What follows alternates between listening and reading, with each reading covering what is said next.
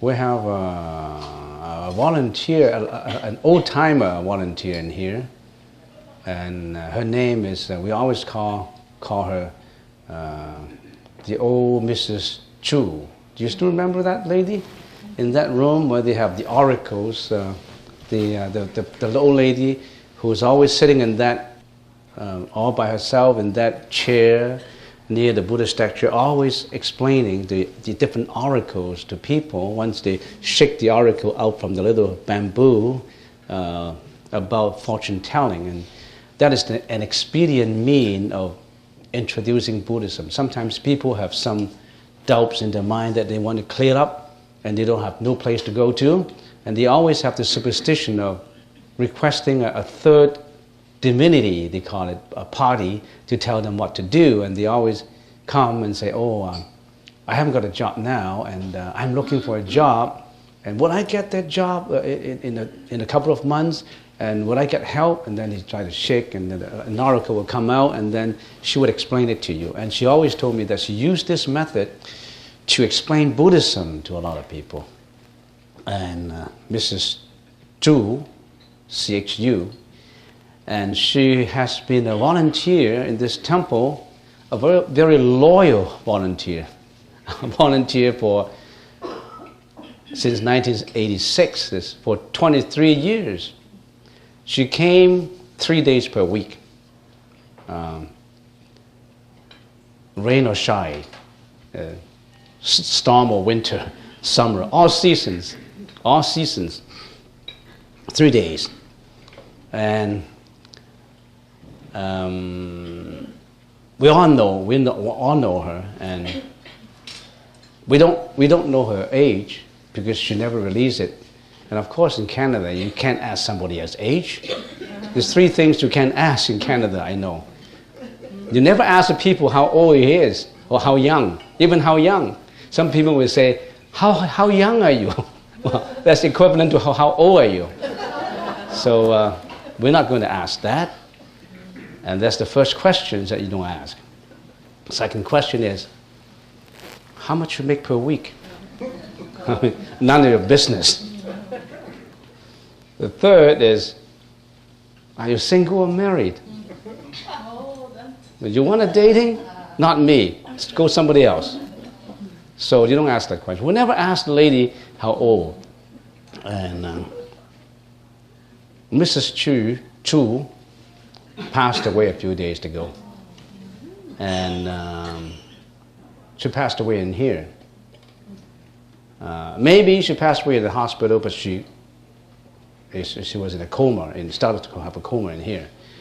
And scenario is like this. On that particular date, after the Chinese New Year, she was very active. She was talking to everybody, and she was 91 years old. I thought she was only 81, but she's actually 91.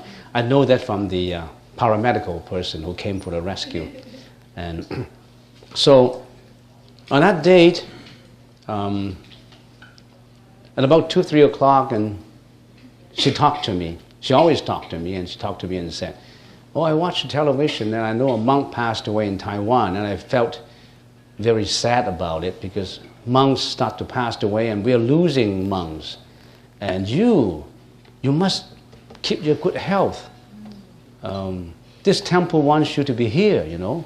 So you must maintain your good health, then you can do a lot of work. I said, of course, I want to maintain my good health. I don't know what she meant, but she particularly pointed out that I should maintain a good health so that I can carry on. And so at about 6 o'clock, she had dinner with one of the workers in there, and they started to chat and talk happily. And about 6:30, she went back to her room. No sickness, healthy. She went back to her room, and then somehow we found out later that maybe she bumped her ankle against some chairs or something, and then she bumped into the blood vein or artery. And 91 years old, skin is thinner and the artery is more fragile. When you bump into the main artery, the blood starts to come out. And maybe she was trying to bandage it herself. But if you're talking about the main veins, blood starts to come out, you really have to get some aid. But all our Sangha members were upstairs chanting the evening lesson. So there was no one downstairs. So it's all by herself in her room. And maybe she didn't want to bother people. She's the kind of lady that she always wants to be independent and look after herself. She does not want to bother and get help when she can help herself. She's that kind of lady. So, but I think the bleeding comes, and she started to take phone numbers, and she had a phone in her room. Right there in the room, she had a phone. She started to call. And she couldn't remember any phone call. The only phone call the phone number that she remembered, her son's phone number, because she always called up her son to pick her up in here. So she memorized memorized it in her mind. So she called up. Well, I got a cut in my ankle. Can you come along and help me to bandage it? Come immediately. So the son was living in Vancouver, is in Burnaby. So the son started to drive, and about 25 minutes came to the gate. But that time is about 7 o'clock. She started to have this problem about 6:30, and when the son came, it was about 7 o'clock. And the gate, of course, was closed at night. So nobody, and the son didn't remember even the telephone number of the temple. Didn't remember my phone number, had no information, but he remembered the handphone number of one of the workers in here. So he called up, oh, my mom is inside, how come the gate is closed? Of course the gate is closed, it's after office hours, and we're all chanting upstairs. So we opened the gate, and they came in, and we found her bleeding, already stopped breathing, but she was in a coma already, passed away. And that's about 7:10 or something like that. And then immediately, I called up the 911 for emergency, and of course they sent the emergency, but they were on their way. So I talked to the operator. I said, well, we can't just wait. We have to, how can we help? I never have done any resuscitation before. So I just grabbed her up, and I don't know where I get the strength, and I grabbed her up and brought her out and put her on the floor. So the operator there, the first 8 persons, said, this is how you do. Put your hands on top of what hand, and then do this. So I was doing this pumping of the heart, so the heart can palpitate again. So I was doing that for about 15 minutes. And then he said, now listen, put your ears to her mouth and see if you can hear any breeze. So I didn't hear anything. So okay, start to do the mouth-to-mouth stuff. Okay, I started to do that, but it was scary. But if you're going to save someone, you really have to do it. So I opened the mouth. Oh, I got to do it. Okay, I can do it. It's saving a life. Of course, I can do it. I was starting to do it, and then the emergency came in. The emergency guys already came in, and they quickly put the oxygen tank and do the stripping and put all things and everything all equipped. They came in. 5 people came in. So I left everything to them because they're the professionals. I'm the amateur only. So they did for another half an hour. Her heart starts to palpitate again. But I said, oh, that's a good thing to see because the heart stops. But the medical person, the people said, no, she is just depending on our oxygen. The heart palpitates, but whether she lived or not, we don't know. So they rushed her to a hospital with the son. And then I came back to my room, and everything seems to be quiet, and we cleaned up and everything. And then I was thinking, I need to know how they do in the emergency. I can just wait. So I called up the son, and the son said, that's about after 45 minutes or 1 hour. And the son said, oh, she passed away just about half an hour ago. So this volunteer, Mrs. Chu, volunteering here for 23 years, she died without sickness, not a clue of sickness. She just passed out. She just passed out, no suffering whatsoever. And I know people who have been bedridden for 12 years, suffering. And remember the doctor we're talking about? Lee was on a special assignment, visit a doctor, and that medical doctor from Thailand, and he'd been bedridden there. He'd been lying there, and sometimes on a wheelchair too, right? And for 12 years, and you know, you got fantastic lunch in here. You know what his lunch is? A bottle of liquid. So the nurse hang a bottle of liquid on the scaffold and then drip it down to his veins, and drip, drip, drip for about 15, 20 minutes, and all the drip is gone, and that's the lunch. Water. Of course, water with nutrition. A lunch for 12 years is just that bottle of water. And this lady, this volunteer, she died without any sickness. She just passed out, passed away, and she preferred to pass away in the temple that she's been volunteering in for 23 years. And when she was here, during these 23 years, she got up at about 3, 4 o'clock, always chanting in there, Nam Mô A Mì Tho Phật, Nam Mô A Mì Tho Phật, Nam Mô A Mì Tho Phật. And she always told me that I don't want to be human. It's just not that I'm pessimistic, because human has a lot of suffering. I want to go to the Pure Land. I want to go to Amitabha's Pure Land. I want to practice in there. Amitabha will be my teacher. Avalokiteshvara will be my teacher. I want to practice in there. I don't want to retrogress into suffering again. I don't like this world anymore. I don't want to be humans again. Now, the way I look at it, if a person does not attach to world, we see we're always attached to world. We don't want to die. We always want a house, a family, wealth, reputation. We want food. We want to attach to everything in this world. We don't want to detach ourselves from this world. We love this world so much. People will say, what's the problem with loving this world? If you love this world too much, you don't want to leave. There's a lot of people at hospice care, they just love this world so much that their soul can't come out. It takes them many, many days, sometimes years, to tell them that let go of this body. This is a sack. This is just a sack of flesh. Remember that Danish writer says, our life is a traveling bag of our existence. We are just like a bag, a traveling bag. And you attach to that bag, you feed it with food and it's excrete out, and every day you're doing the same thing, and you love that bag so much.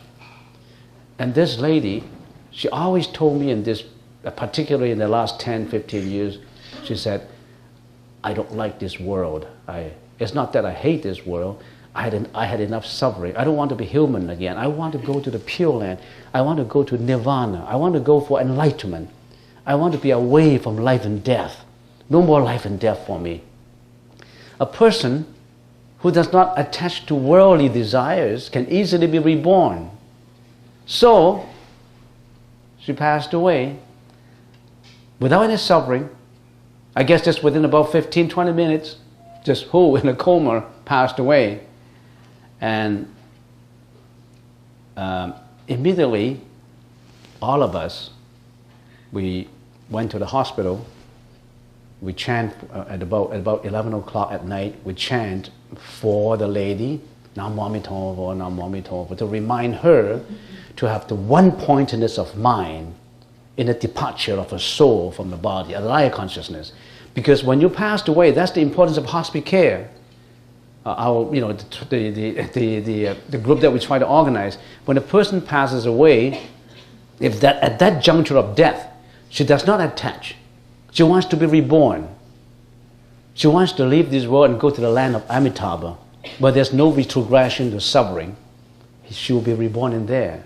So we were sitting by her bedside and we chant Namo Amitofo, Namo Amitofo. That is a constant reminder that leaving the alive consciousness, leave your body and go to that Pure Land.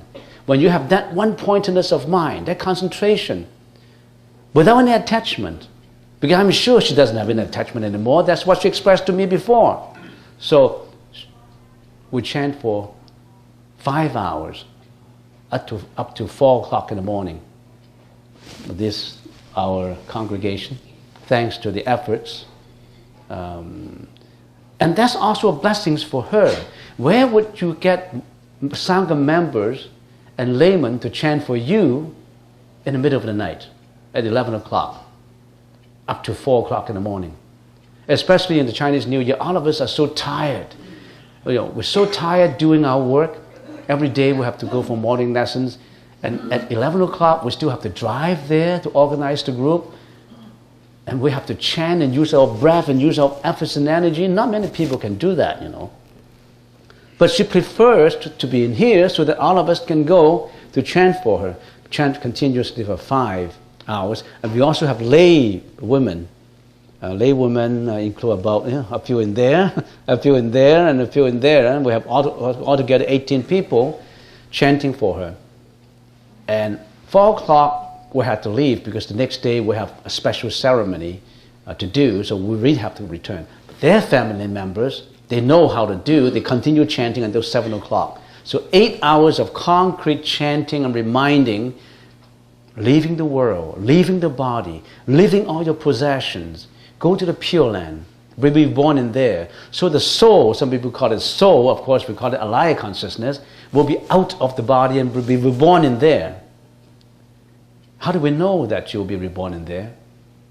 One of her sons had been practicing and studying esoteric Buddhism, and she's very sensitive on the leaving of the alaya consciousness, and he said he's been testing, and she found out her mom's here has the heat. Every part of the body is cold. Here, there's still heat in there. So that's an expression of that. She's been reborn in the Pure Land. Remember, there's 6 places that your soul, quote unquote, that soul is alaya consciousness. Alaya consciousness. Remember, there's 6 places when a person dies. That's 6 places that the final alaya consciousness leaves the body. There's 6 places. The first, of course, is here. If the alaya consciousness, or some people call it the soul, leaves through here, the whole body is cold, but this is the last place to leave, so that means the last place to have heat. So you touch in here, if there's heat in there, that person is reborn in the Pure Land, away from suffering and life and death. She'll be in the land of Amitabha, where she'll be learning to practice enlightenment, non-retrogression.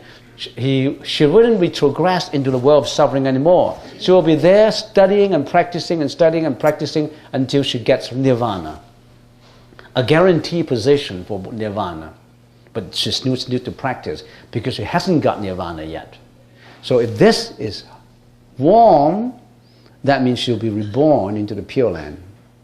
Now what happens if a whole part of the body is cold and just the eyes part is warm? Deva, heavenly bodies, in the heavens just happiness, but still have to subject to life and death, reborn in heaven. So going to heaven is not the ultimate place.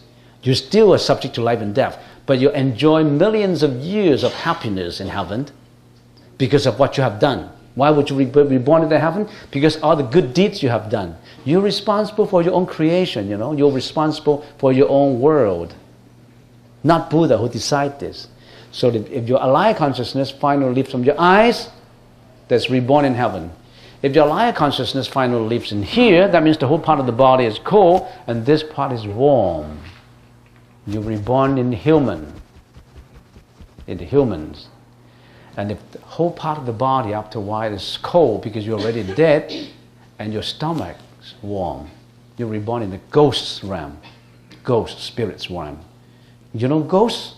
And if the whole part of the body is cold and your kneecaps, as the last part, the alaya consciousness leaves the body, it is warm, you're in the animal kingdom, animal realm. You reincarnate into animals. if the whole part of the body is cold, the only part that is warm is the bottom of your feet, that means you're victims of hell. And that's how they test out. So the son told me that, told one of our members that his mom, the heat is here, which I certainly believe, even if he didn't tell me, because she, first of all, she's been volunteering for 23 years with such fidelity or loyalty to the Buddha. And for the last 5 years, our staff and some of our members said, Mrs. Chu, don't labor yourself too much working there. Just feel free and just sit around and chant. You don't have to do any work. He said, I can't, I must work. If I don't work, how can I eat the rice in here? That's Buddha's rice. If I don't work, I don't feel comfortable eating in here. I have to contribute. I have to give. So that's her attitude. She wants to work until the final day. Actually, until the final hour.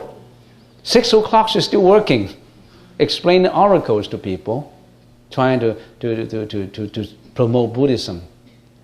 And there's a lot of, when I look back, there's a lot of unusual, extraordinary things that she has done before she left. Because she arranged for another person to replace her place before she left. She arranged a boy to replace her. Because I didn't know about this until I look back, oh, how come just at this about 1 or 2 months she arranged somebody else, maybe she perceived something. She arranged somebody to be in her position, and then she leaves. Now there's someone sitting in there or doing the work. So all these things, passing away in the temple, having an opportunity to have the Sangha members to chant for her in the hospital for 5 hours, talking to me, because we've been extremely good friends. She's one of the most important persons in the growing up of this temple for 23 years, of course.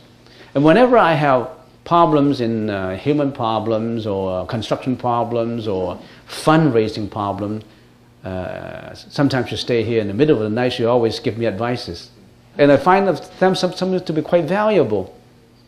And sometimes a sentence or some remark could relax my doubts and worries, and this is what I find out. And she's been very helpful, and she's loyal. And one thing that really makes her very unique, and I don't know why, she always comes to this temple and not going anywhere. So we have a lot of people coming, and then they don't come again, and then go to another temple. We're like waves coming, like the ebbs of tide, up tide and high tide, and coming and going. We're used to people coming and going in here. Even in our meditation group, we have hundreds of people. In the past 10 years, we could have hundreds of people coming and changing, and people like that. And people come and go and come and go. And some people who left for a number of years and came back and saw her still there and say, how come you're always here? Every time when I see you, how come you go to another temple? He said, no. That's a Chinese saying, and I can translate it for you. He said, I'm a phoenix. You know phoenix, the bird, the beautiful bird? There's a Chinese saying, the phoenix only chooses the precious place to land. So I'm the phoenix. If it's not a precious place, I won't stay. Once I stayed in that place, I won't go to any other places. So that's the place I would like to stay in. So she's been here, not even one day going to another temple for 23 years. So we have to finally say adios to Mrs. Chu. And she gave us a very good lesson, knowing that we can avoid suffering on bed when we passed away. You really have to give. You really have to practice charity. The 6 prajna paramitas, remember the 6 prajna paramitas? Charity, morality, endurances, diligence, meditation, and prajna. The first one is charity, giving. It's the easiest to practice. Have we practiced it? We got to practice giving and giving and giving, unconditional giving. She's been giving out. And I also learned that her husband passed away at a very early age. And she's been bringing up her 8 children, and all of them go to university. She's been working in the glass shops all by her. She operates a glass cutting shop for framing and all that. And she raised her children. Although the general ledger for Mrs. Chu is closed, but this ledger leaves a lot of traces behind, traces that we can learn, traces that we can refer to, charity, giving, loyalty, consistency, a giving of 23 years of service without payment on a voluntary basis, and wisdom, and so on. You're supposed to ask questions, so I'm not giving out any more. So any question? Any question you would like to ask me? Yes? Venerable, there's a special ceremony tomorrow. Would you explain to some of the people about the ceremony? Oh yes, there's a special ceremony tomorrow. There will be people who are taking the 3 refuges. There's also people who are taking the 5 precepts. I know that Li is taking the 5 precepts. Taking the ceremony of the 5 precepts is abstaining from killing, no more killing, abstaining from stealing, abstaining from sexual misconduct, abstaining from intoxication, abstaining from lying. Those are the basic 5 morality standards that if you observe in your next life, you guarantee to be human. It's not easy to be humans again, you know. Most of us, when we died, we reincarnate, we may not get the same human body. As a matter of fact, the Buddha one day said, he grabbed a handful of sand, he said, those who passed away and become humans again and as scared as the sand in my hand, and those who passed away and not become humans again and get into the 3 vicious realms are as many as the sand on the ground.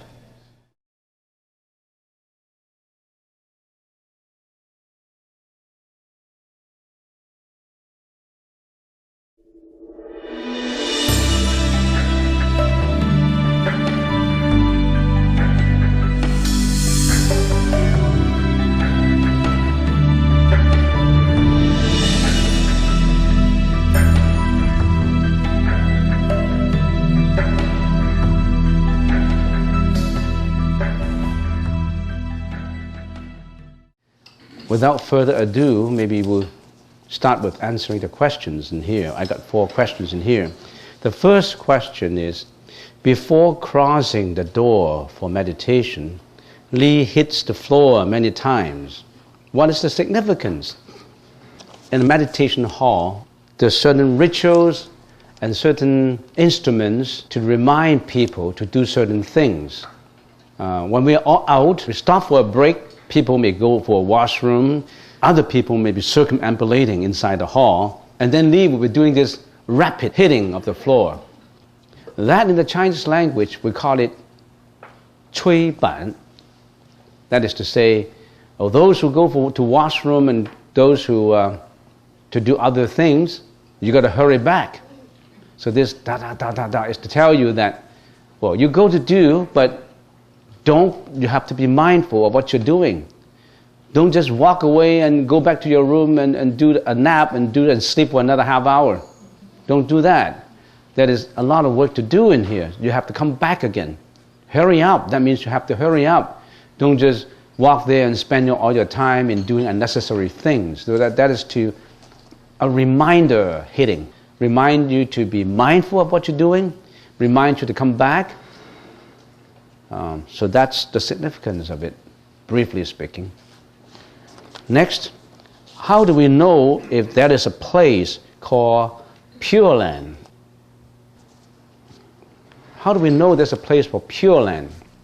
How can we believe in the Pure Land? How do we know we have a Pure Land? Then I have to counter back a question. How do we get to know something?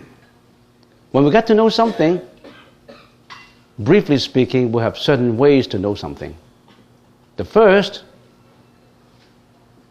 is to base on what we know, and then we do a quick analysis as to say, is it worthy of my belief in this?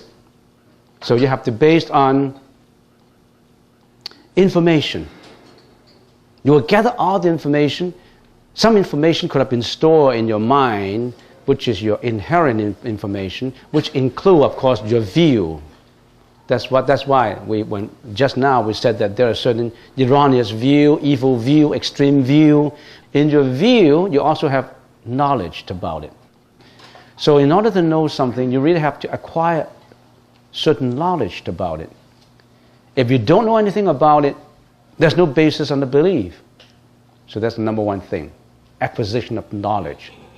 When you acquire the knowledge, you have to analyze it. When you analyze it, of course, you're based on your background information, your education. When we believe in something, we rely on information sometimes of our elderly people, of the saints, of people we trust.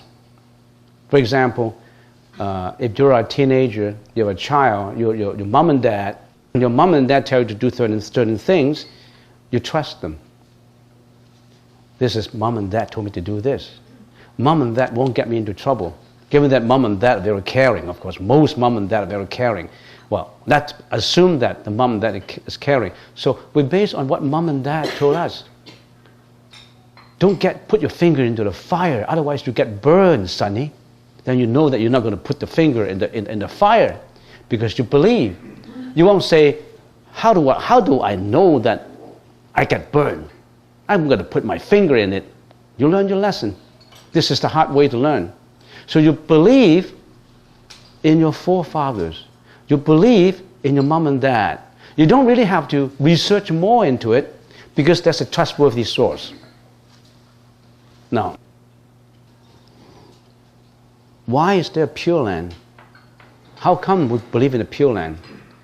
We have a lot of saints who told us, who have written a lot about it, about a Pure Land. And on top of that, the Buddha told us. Isn't the Buddha's words trustworthy? You say, I don't trust the Buddha's words. Well, maybe you don't. I do. You say, I don't trust my dad's words.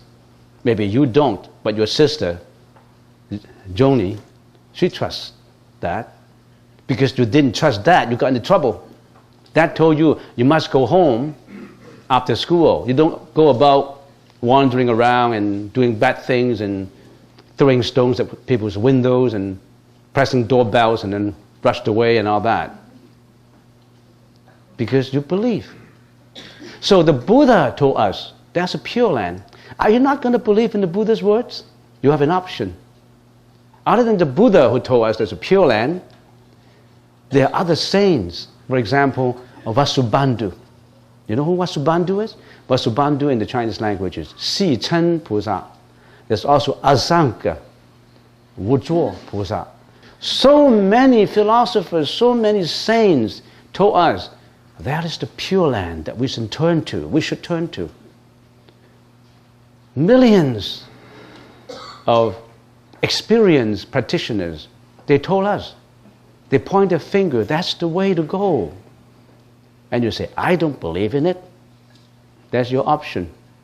It's just like Johnny doesn't believe that if he put his finger in the fire, he get burned. Then he get burned.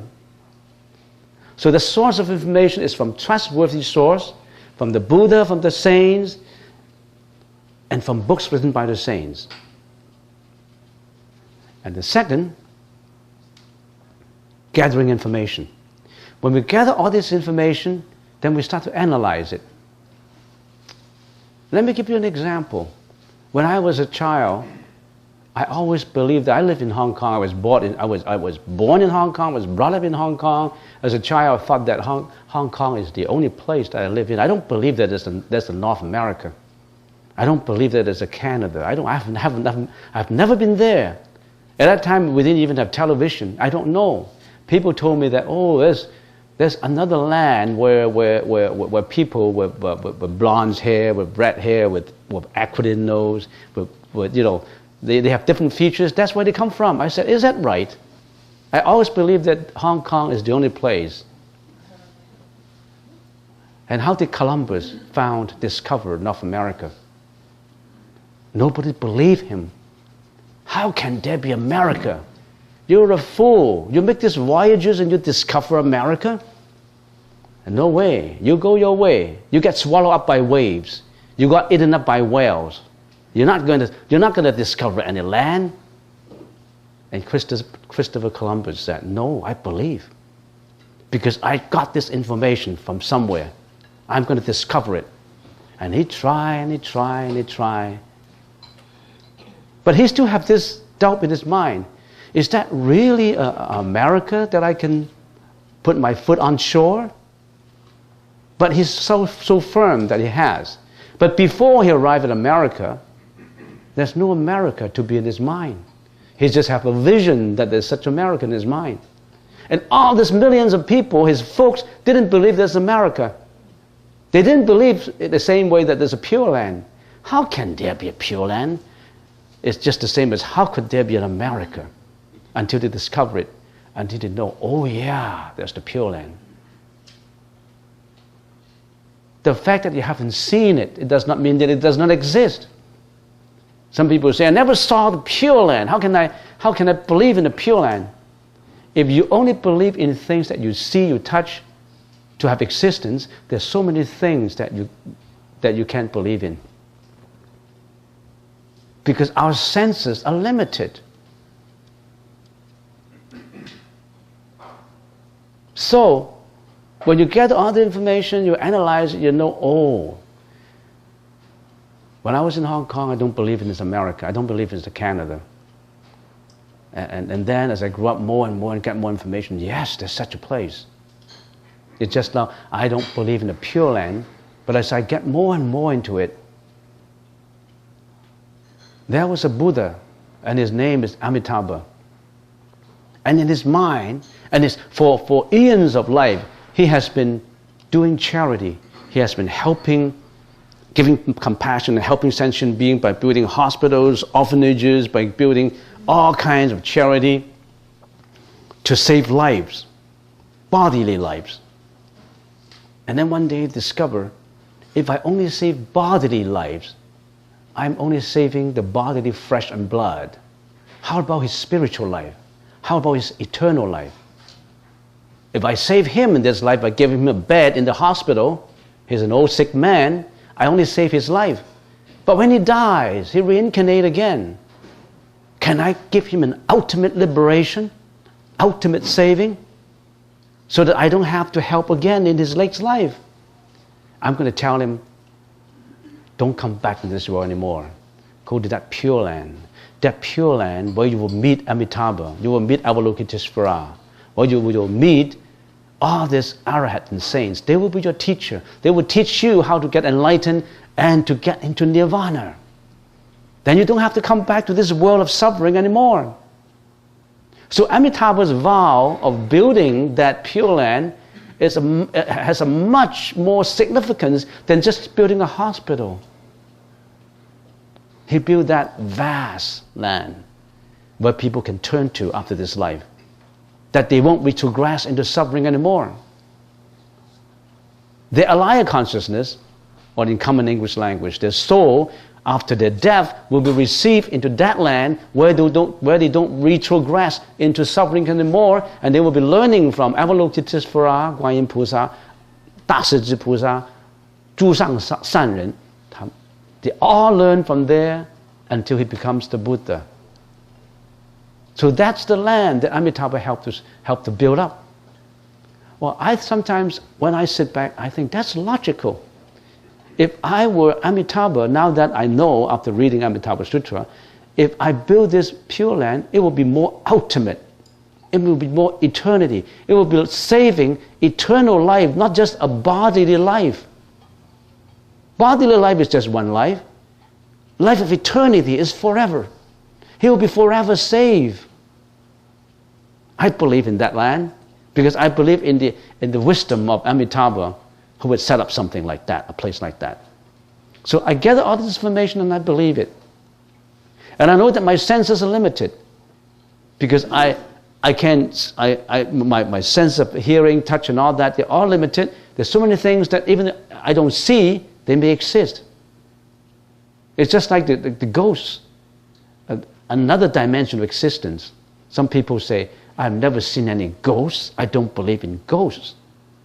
But there are a lot of people who've seen ghosts, who feel the existence of ghosts. Can you deny the existence of ghosts? Even scientists, if you ask scientists, do you believe in ghosts, another dimension of existence, a true, genuine, objective scientist would tell you, I can't prove to you the existence of ghosts. But on the other hand, I cannot disprove the existence of ghosts. I don't know. You can only say, I don't know. If worse come to the worst that you are so obstinate that you don't believe in, you can believe in the Pure Land, you can only say, I don't know if there's a Pure Land. But I can't say there's no Pure Land because I haven't seen it. The fact that you haven't seen it does not mean that it doesn't exist. The fact that you haven't seen many, many things does not mean that those many, many things do not exist. Do you have a great-great-grandfather? You have a dad, you have a grandfather, and you have a great-great-grandfather. Have you seen your great-great-great-grandfather? Have you seen him in body and flesh? You haven't. Do you believe he existed before? You haven't seen him though. Because you can trace by your logical reasoning. Because you know that your generation passed from one branch to another. That is hereditary. That's enough for this question. Did I change your mind? Next question. Samantabhadra is said to have 10 vows, one of which is to transfer merits. What does this mean? In the Chinese language, 普贤十大愿皇，最后的这个十大愿皇就是普戒回向。That means the Samantabhadra makes 10 vows. 10 vows. Samantabhadra Bodhisattva, 普贤菩萨有十大愿望。Samantabhadra Bodhisattva make 10 vows, great vows. What are these 10 vows? The first one, let me say it in Chinese first for the translation. The first one is 礼敬诸佛, prostration with utmost 礼, respect. 施礼, remember 施礼, 礼, the utmost respect. 礼, utmost respect. Prostration with the utmost respect. 礼, 敬礼诸佛. The first one is prostration, 敬礼诸佛, 称赞如来, to praise the Buddha and all saints and all bodhisattvas. 广修供养, to make offerings. I only mentioned it very briefly. The fourth is to repent on your behavior, your speech, and your thought. The fifth, 随喜功忏悔业障, 随喜功德. 随喜功德, it's to praise and follow and encourage good deeds. 6 is 请转法轮, always turning the Dharma view, always turning the Dharma view so that the Buddha's teaching can be promoted, so that compassion and mercifulness can be rendered to all individuals, so that all people would raise the wisdom, so that morality, wisdom, and meditations can be spread far and wide, so that all people can be liberated from suffering. This is 请转法轮. 第七, 请佛住世. We always would like invite Buddhas from all directions to come to this world for emancipation and liberation of sentient beings. 常随佛学, always learn the Buddhist way of living. 第十, the 10th one is 普戒回向, transfer all merits arising from all these previous 9 deeds to all sentient beings for the liberation. In other words, you get rid of your ego. You won't say, I prostrate, I offer, I repent, I save sentient beings, I do this, I do that. You eliminate your ego. No more ego. No more subject, no more object, no more duality. Remember the 4 fallacious notions of the Diamond Sutra? 无我相, 人相, 众生相, 寿者相. No ego, no personality, no beings, no life. You really have to research deep into it. No ego. No more ego. How can there be an I who did all these 10 vows and those who received these 10 vows? And also the gift, the object being given. No more duality, no more ego. When there's no more ego, that means all these merits accrued will be all rendered to all sentient beings. So that means to transfer all these, whatever good deeds you have done, you transfer. In the process of transferring all your good deeds, what do? You eliminate your ego. 这个就是无我啊！你把所有的功德回向一切众生，这个就是无我观呢。如果你真的是这样做，你还有我，功德是大家的嘛。我们人呢，只有争功德，争功夺利。But on the other hand, Samantabhadra transfer all merits to all sentient beings.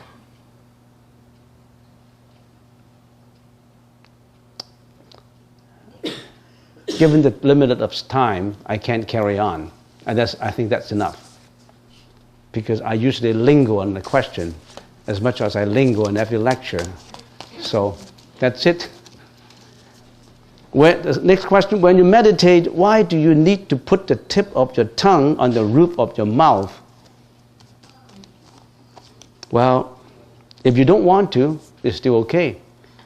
Because this tip on top, tip top, this is a tip top. This tip on top is a Chinese invention, Oriental invention. I didn't see that in many of the sutras unless you can correct me. Putting the tip on top of the roof, because there's so many sayings about it. Because when we meditate, we put our right hand on top of our left, and we put just 2 thumbs together, connecting the current of the energy from left to right, or from the right to left, by this thumb.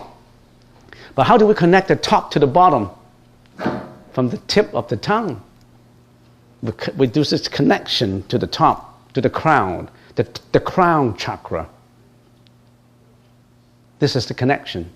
And also, when in the process of meditation, there will be so much saliva coming down. When we regard that kind of saliva to be the essence of energy in the tranquility of your mind.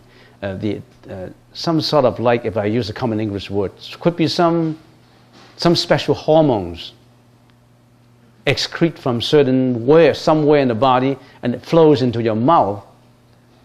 And it's good hormones. We don't want to spit it out. We just want to swallow it back slowly inside the body. Because you're building up, you're generating some good hormones. I call it hormones, quote unquote. May not be hormones, but I don't have another word for it. If I use 道教的气，有气，你像有这个气，道里面的静坐的时候有一种气，这种气不是空气的气，是这个好像这个上面3点水，下面这个好像这个圆字，也不是圆字，这个气啊，这个气啊，你不要把它吐出来呀，道教说不要吐出来呀，这个是好的气啊。So you touch that, it's all good for you. And if you don't want to do it, it's up to you. There's no requirement in Sutra or in the Diamond Sutra that you really have to do that. But there's so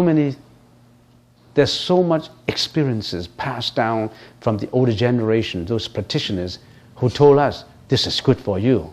And we followed. It doesn't hurt us. Why don't we follow it? So I answer this question without getting too details. There's another question written in Chinese. 为何不应该是冲算呢？再去冲算，如果有修行人、精进的人，应该注意的摄食。So we don't eat. The question says, why don't we eat garlic, onion, chives, scallion, and all that? Why do we have to stay away from this according to the Vinaya, according to the precepts? Why did the Buddha tell us to stay away from this? There's so many reasons for it. There's some orthodox reasons and unorthodox reasons for it. It is believed that if you eat a lot of scallion, chives, and garlic and onions, you instigate your sexual desire. You have an urgency in your sexual desire. You build it up. You have that pressure in you, that tension in you. So it's better to stay away from it so that your mind is pure. Because in our subtle mind, sometimes it generates thought of sexuality that you don't even know about. That's why you have dreams. So if you stay away from garlic and onion and etc. and so on, then you are purer in that the sexual desire as a result of the hormones inside, which is also as a result of the karma of the body, will not generate that much tension on you. As a practitioner of enlightenment, as a practitioner who would like to be purified, as a practitioner who wants to stay in the path of purity, you don't want to arouse that kind of desire, don't you? Do you? You don't want that. Because that obstructs your sainthood if you're on that way. That obstructs your purity. Because on the one hand you're meditating, and on the other hand you're always thinking of the woman and man relationship in you. How can you practice meditation? Some people say that's love. We really have to define what is love. If a love is a love between a man and a woman, sometimes it could be just classified as a sexual relationship. Because some people could do just a one-night stand and that's it. And what you call that love? Is love forever? Love can change, you know. Nothing is unchangeable. A couple can stay on for 20 years, and one day the husband said, I'm not interested in one anymore. I want to call quit to this relationship, and it doesn't show up again. Divorces, walk away, never show up again. Many cases are like that. And they call it love. They call it love before they broke up. So, relationship. Some people think that this relationship is a good one. It's good to have a relationship. But the Buddha said it's because of love that reincarnate. Love could be a repayment of debt before in your previous life. So, after you paid up, you don't need it anymore. You're serving your debtors. I don't want to get too much into this. But anyway, that's number one reason. Number two reason is, according to the sutras, if you eat onion and garlic, all that, you produce a smell that would be enticing to ghosts and to existence of other dimensions who are not as benevolent as humans. So you don't want to attract the attention of beings that that are not welcomable. That's the number two reason. And isn't that enough reasons? I can't think of. Suddenly, it doesn't strike my mind. Sometimes I have a mental blockage. Anyway, those are the. So stay away from that. But some doctors say that, especially herbal doctors say that onion is good for health because it kills germs. And in northern China, they treat that as one of the staple food products, which are helpful. They say they are helpful to health. It could be if you eat certain limited amount. It may be. I don't know. It may be. This is something that is not the utmost important in precepts. It's not like committing sexual misconduct or killing or lying or stealing. It is something that is of secondary importance. So we don't want to put a lot of importance on it. And in some of the esoteric Buddhists, they're eating onion and garlic too. And when you see people, Buddhists, who are eating onion and garlic, don't give them a scornful eyesight. Oh, this guy, he's called himself Buddhist and he's eating onions and garlic and all that. I mean, you already have your egoistic feeling expressed. Nobody's going to listen to you. So if that's the practice, it's like in Tibet, some of the monks eat meat. In Burma and Thailand, and they beg on arms round from door to door, and if they're given a meat, well, they don't deny it. But they don't cook meat. And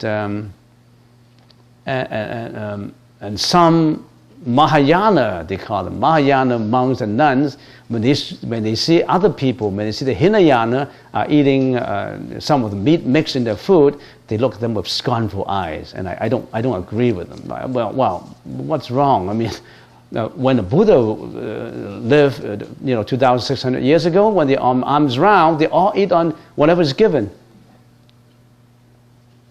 Sleep until shelter is given. Fast until food is given. That's aesthetic practices. Precept is to look within you, not to use it on others. I'm following this precept, and you're not obeying it, you're wrong. Precept is to abide yourself, not to use it and impose on others.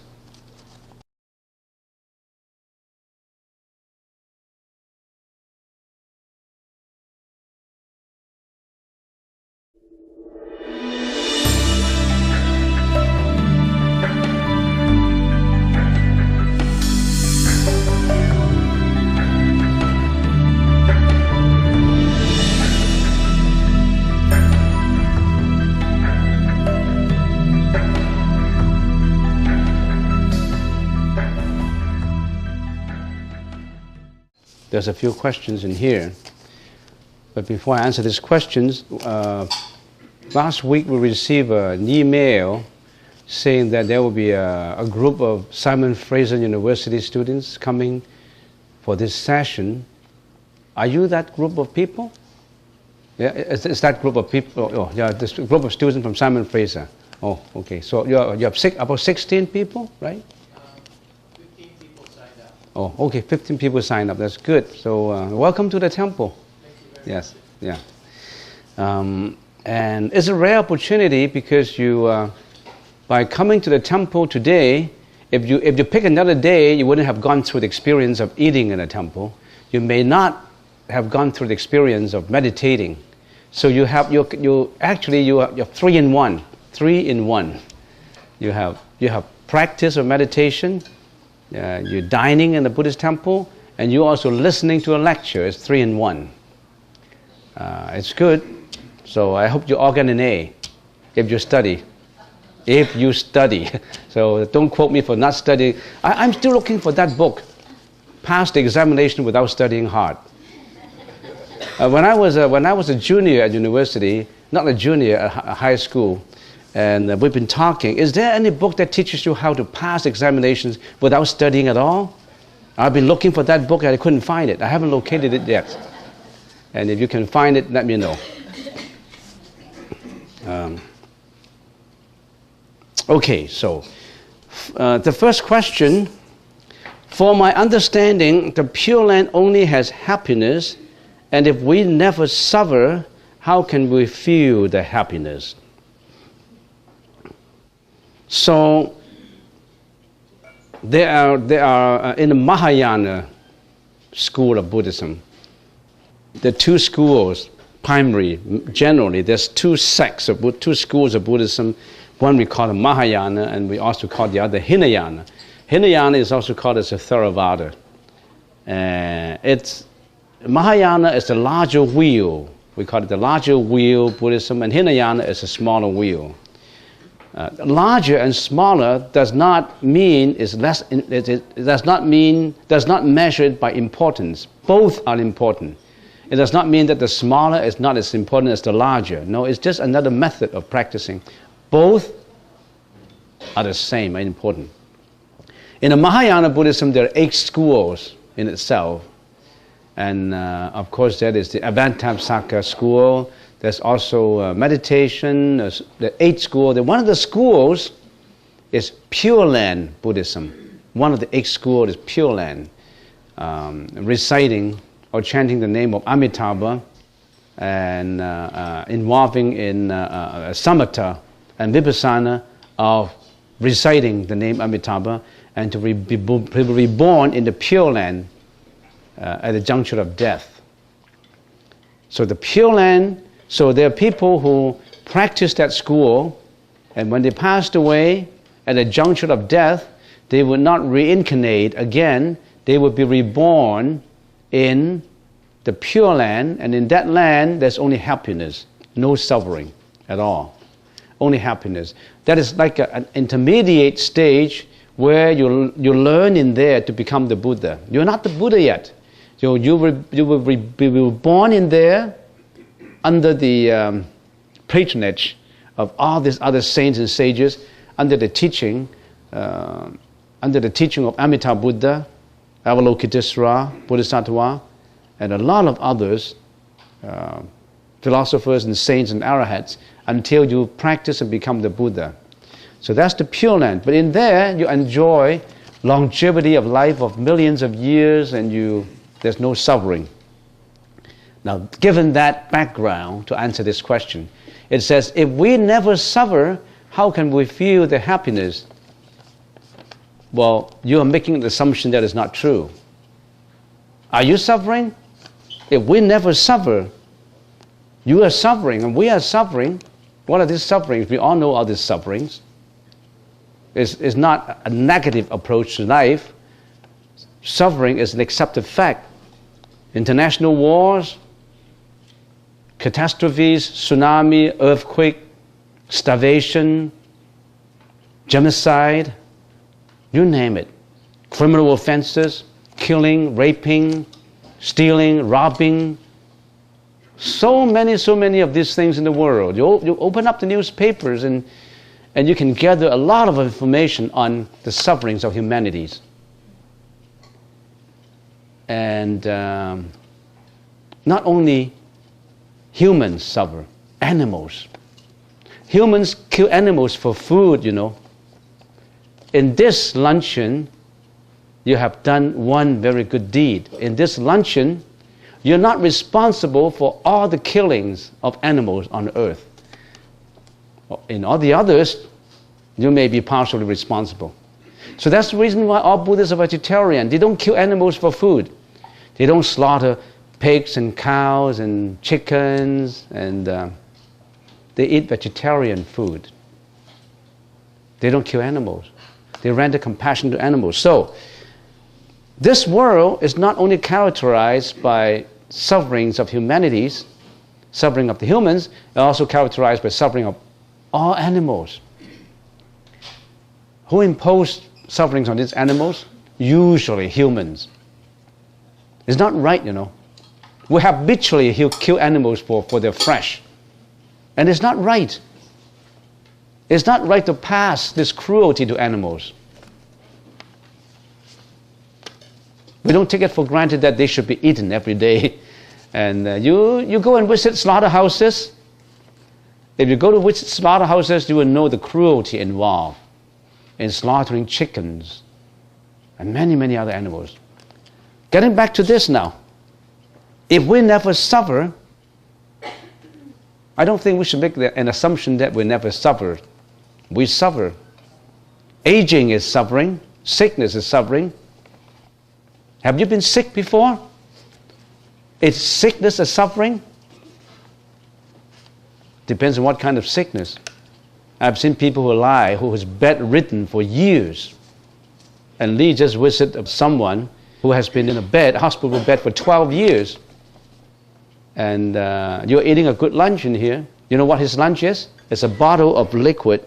They hang it up on that scaffold and they drip it, and that's lunch. For 12 years, that's lunch. And I don't have to tell you all the sufferings in hospitals. You go and visit hospitals. You go and visit orphanages.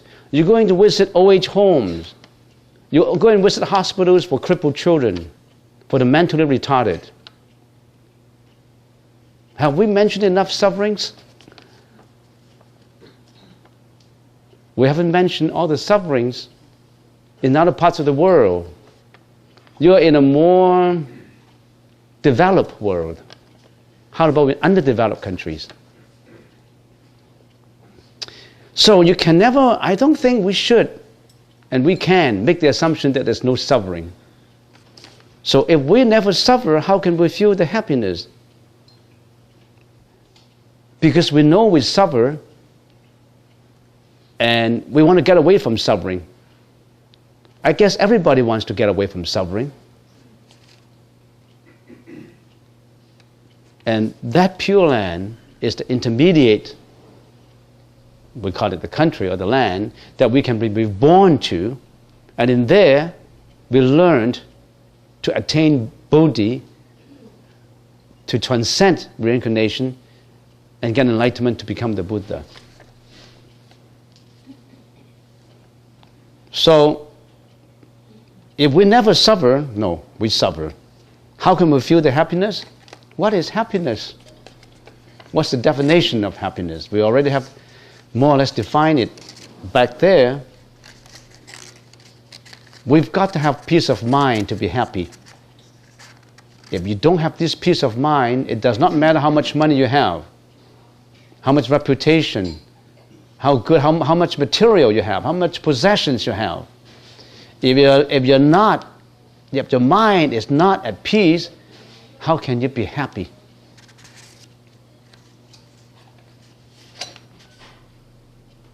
In there, in the Pure Land, there's no suffering. You always have that joy to learn, to attain anuttara samya sambuddhi, to attain enlightenment. That is an expedient way of becoming the Buddha. Remember the 4 levels that we've talked about? Srota-apana, Sakradagaman, Anagaman, and Arahats? That takes a long time. Just the first level, Srotapana. After you have attained that level, you still have to be reborn again in 7 times approximately before you become the Buddha.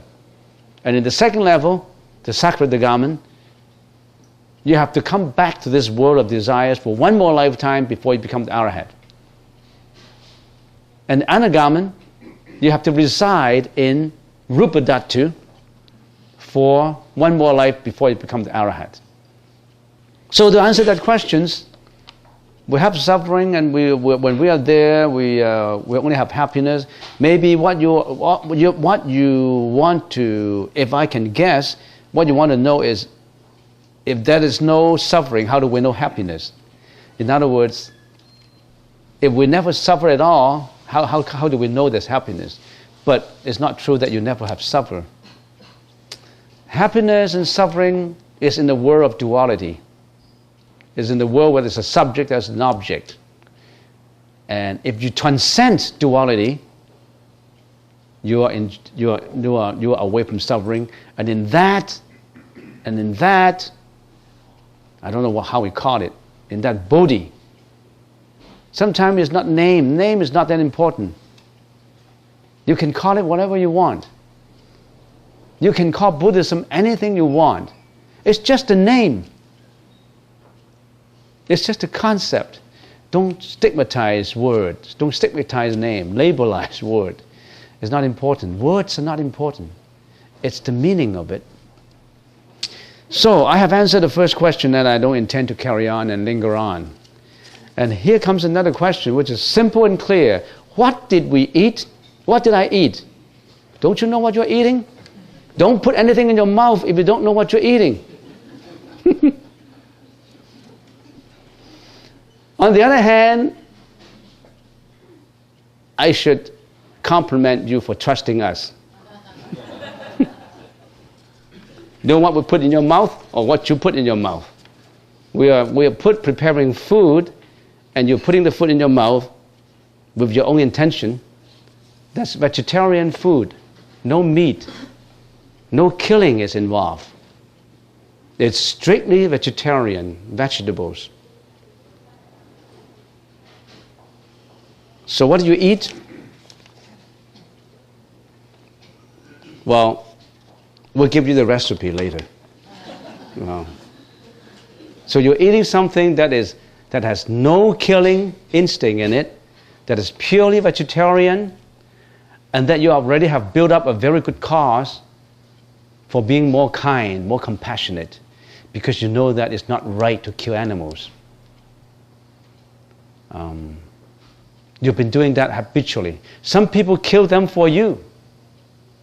Third question, can the practice of reciting Amitabha's name be done as a method for meditation instead of focusing on the breath at the nose tip? Can we mix and match? Yes. You don't have to use the nose tip as the object of concentration. You can use the name of Amitabha, because Namo Amitabha, you can, when the breath comes in, you silently, without sound, is Ami. When the breath comes out, is Taba. Amitabha, Amitabha. You use that word as your object of concentration. You just change your object. What is samatha, vipassana? Meditation involves samatha and vipassana. Zi, Guan. Samatha is for the concentration. You need an object. We use the nose tip as an object, and sometimes we use maybe a candle flame as an object, maybe a puddle of water as an object. You can use so many objects for meditation. And you can use that name, Amitabha, as your object of meditation. That's the means to achieve the end. The end is to have that concentration, to put your mind under your control. You have to know how to curb, how to control your desultory thoughts. To put your mind, if you can be mindful, we always say mindful meditation. If you're always mindful of yourself, you'll be a much better person. Why? You know what you're doing. If you're not mindful of yourself, you don't know what you're doing. We're driving on the road, you don't pay attention to the driving, you're not mindful of the driving, you get into problems. You either hurt yourself or you hurt others. So you see the importance of mindfulness? If all the students in the lecture are mindful of what the professor is talking about, he'll sure get an A, unless he doesn't want to study. I've been to university courses. Some students don't really care. They just want the attendance. They just want to show up at the professor and see them, and they don't even, some of them didn't even buy the textbook. They just got it from the library. And they just attend the course, and they're not mindful. Their body is sitting there, but their mind is millions of miles away. And you're not mindful. If you're not mindful when you're driving, if you're not mindful when you're working, if you are high risk, if you're involved in a high risk job, you're not mindful, you hurt yourself. So mindfulness is very important. We call that mindful meditation. Put your mind under your control.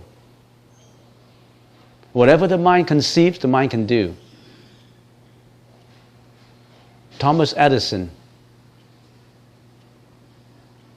he went through more than 200 lab experiments. He's been mindful of what he's been doing. This mindfulness leads him to inventions. Andrew Carnegie. All these positive thinkers, they're very mindful. They just pick one concept and they make people successful. Concentration. Do you have the concentration? You're reading a book, you're reading chapter 1 and 2. Some students who are mindful, who had very good concentration, they finished 2 chapters in 1 hour and they grasped all the meaning already. For those students who are just desultorily reading without mindfulness, they spend a whole half day in reading 2 chapters and they still haven't got it. So there's mindfulness.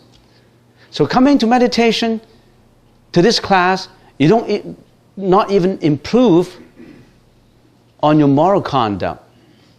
You also improve on your performances at universities, performances on a job site. Say, if everybody is mindful of what he's doing, and if he has the right understanding, if his mind is geared towards righteousness and not bad things, this society will be a much better society, much safer society, much purer society to live in. So we always say, before we turn this restless world into a more peaceful one, can we turn all the minds to be more peaceful? Can we turn all the minds to be pure? If we can change mind, we can change society. We can't just change society without changing people's mind. It's the mind that precedes all action. It's the mind that precedes all thought. So what is Buddhism? Is it about worshipping? Kneeling down in prostration? No. It's about here. About the mind. About yourself. Not about an external God. No. Not about an external God. About how to improve yourself. You have that God in you. That God is in you. Don't look for it outside. It's from within. If I look from outside, I'm on the wrong track.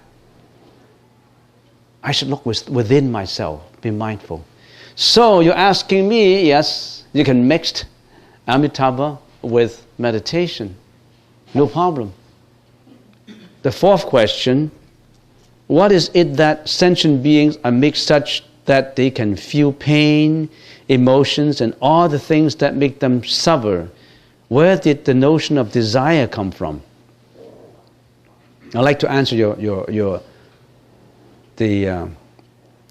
last question. There's 2 questions. Where did the notion of desire come from? I've just mentioned it. Where did desire come from? From your own mind. It does not come from an external source. Desires originates from your mind. Don't blame the object. Blame yourself.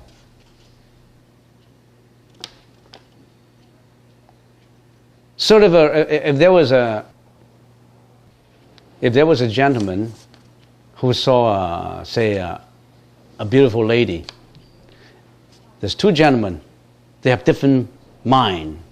One look at a beautiful lady, they would generate a lot of thinking. The other, he doesn't attach. So don't blame that lady for her beauty. Nothing to do with your desires. You generate that desire in your mind. Don't blame the object. You have to blame your own mind. It originates from your mind.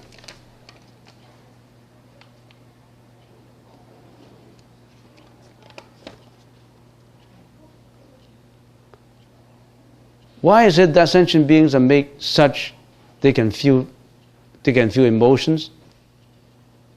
You believe that sentient beings are created by a creator? You still believe there's a God who created you?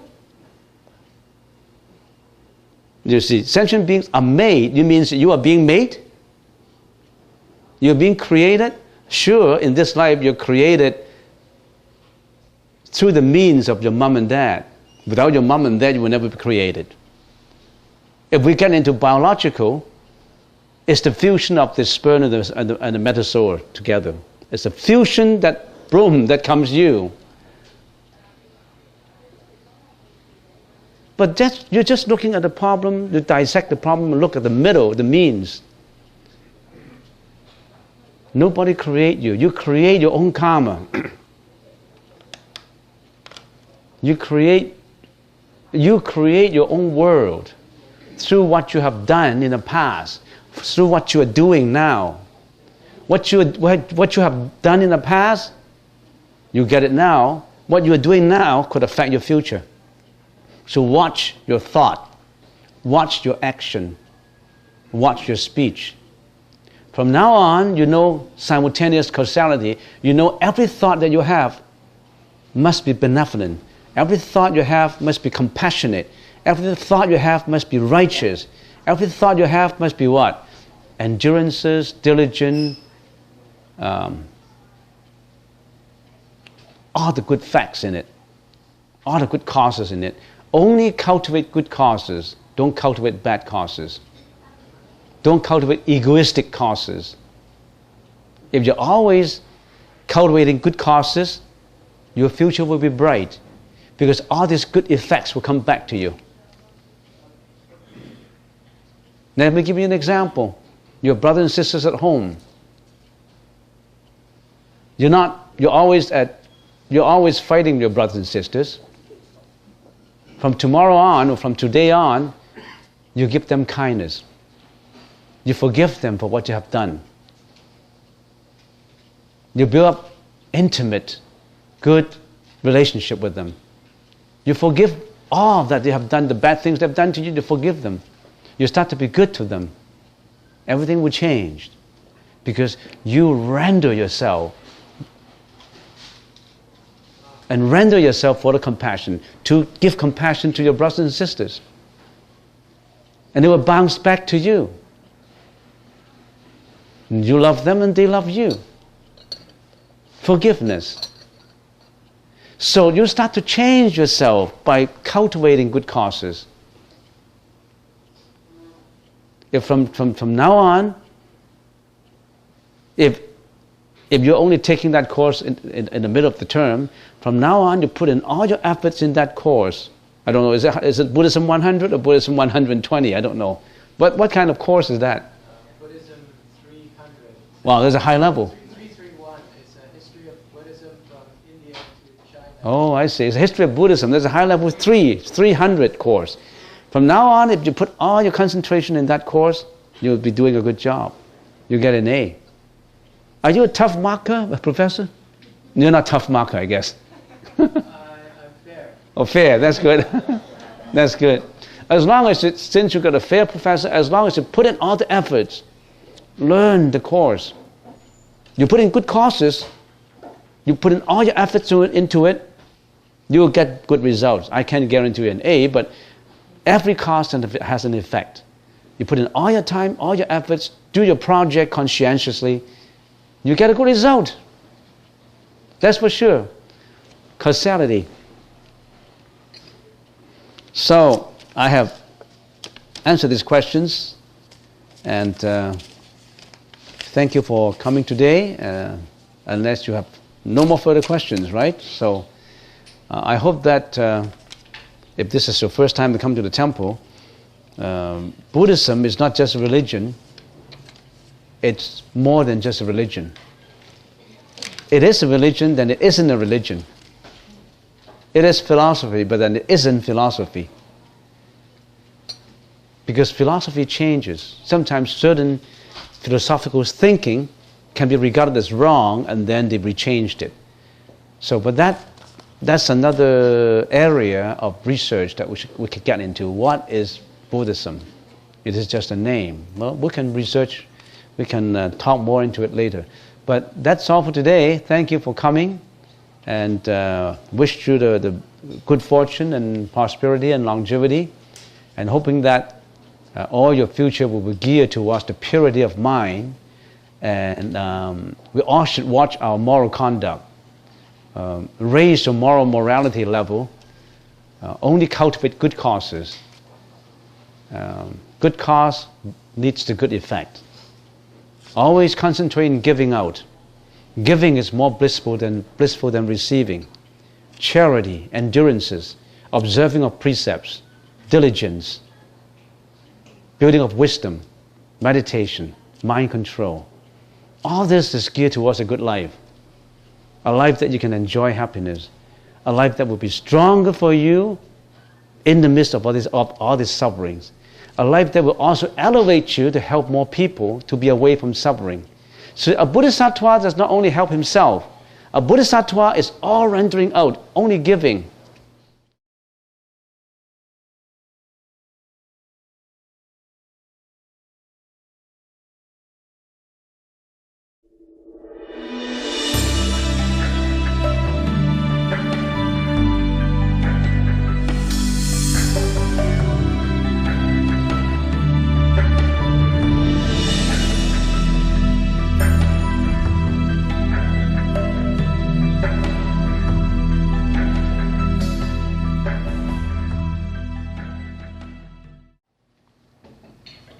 I always think that the amount and the deliciousness of the food served is indirectly proportional to the number of questions asked.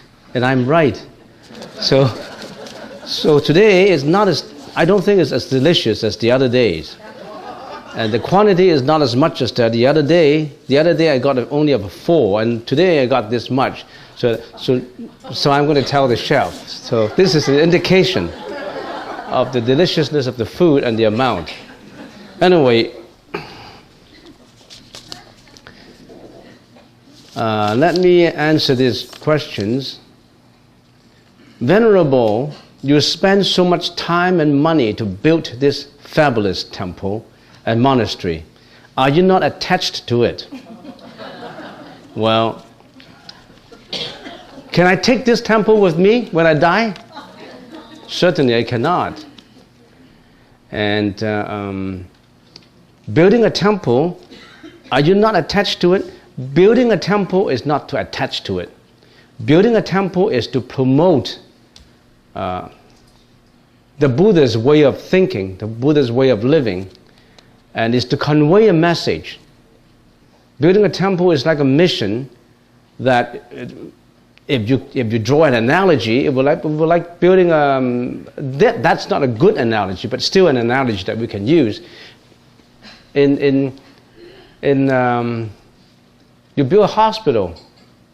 You build a hospital in a land where there's a lot of sick people. You build a hospital there. If this is a country, it's a city with a lot of sick people, or in the interior part of Africa,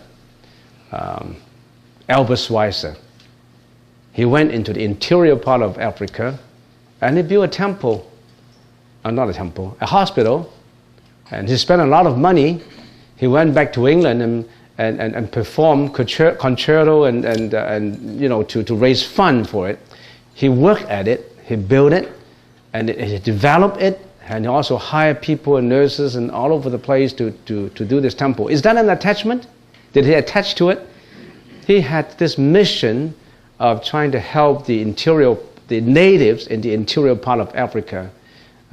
He built a hospital, and his mission is to cure the disease, to help these poor natives. And he didn't attach to it. It's the same analogy. A hospital saved lives, one lifetime. But a temple saves eternal life. If a person gets sick, he goes to a hospital and he got cured, or, you know, he get well again, you save his life. But you may not have saved his wisdom life. If he came into the hospital as a selfish, egoistic individual, he went out the same. He's got health again, he's healthier again. He was extremely sick and he was going to die. He goes to a hospital and he got cured, comes out. He goes in egoistically and very selfish, and he go out again, the same. But in the temple, it's a little different. The temple cure not just the physical body, the mental body, the mentality that affects the eternal life. Because if it's not cured in this life, as far as his mentality life is concerned, his wisdom, he would reincarnate into the next life. Reincarnate again and again and again. If during the process of reincarnation is performing bad deeds of what? Stealing, killing, committing all crimes and committing all immoral actions, then he will be in the loop of reincarnation again. So, the difference between building a hospital and building a temple is that temple saves eternal life. It saves mental sickness. It saves life eternally. You never have to get back to reincarnation again. No more suffering for him. Not to mention just suffering of certain sickness, but the hospital only cures the short-term, one-time deal. So you see the difference? So, Venerable spent a lot of money and to build this fabulous temple and monastery. Are you not attached to it? You can say I attach only to the mission of building it. I don't attach to the material or the wealth or the reputation or the grandeur of this, the grandeur of it. I just attach to that is something I should do. I have a responsibility to fulfill. I have a mission to achieve. It's just like when Albert Schweitzer had that mission to save the Africans, he went into that interior part, the poorest part of the section of the country. We all like to be adventurous. We like to explore. We explore into no man's land. No man would explore that. We go in there. We try to render compassion. We try to help. 30 years ago when I came to Vancouver, there isn't a temple. No temple. No Buddhist temple, except for one on 49th Street. That is a modified church. And then we say, oh, we're going to have this mission to fulfill. Yes, we're attached, but not attached to the material. We're attached to, if you want to call it attachment, there's not an attachment. That is an objective, a mission to save. And once that mission is achieved, no attachment anymore. We'll achieve this. By the time when we have to go, we'll make sure that somebody else, or we'll make sure that the younger generation will be so trained to carry on the mission, and then we can go peacefully. With not a trace of attachment, not a penny that we would take. We can't take even a penny with me when I died, or when we died. Can you take all your possessions when you died? Can you take anything with you when you died? You can't. So why are you attaching to your purse now? Why are you attaching to your jewelries, your apartment, your possessions? Well, it's okay that you earn your money, but sometimes if you do it by all means, sometimes illegally, to acquire the money to achieve certain things, to acquire certain things, then you are committing bad karma. And bad karma will get you into the loop, into the mishap of reincarnation. So if you ask me, are you not attached to it? No, I'm not attached to it. I had a mission to fulfill. And fortunately, I fulfilled that mission. And they said, you spend so much time and money. That's not my money. That's my time. The money comes from everywhere. I believe that if you have a good mission, somehow you will have that wisdom to accomplish it.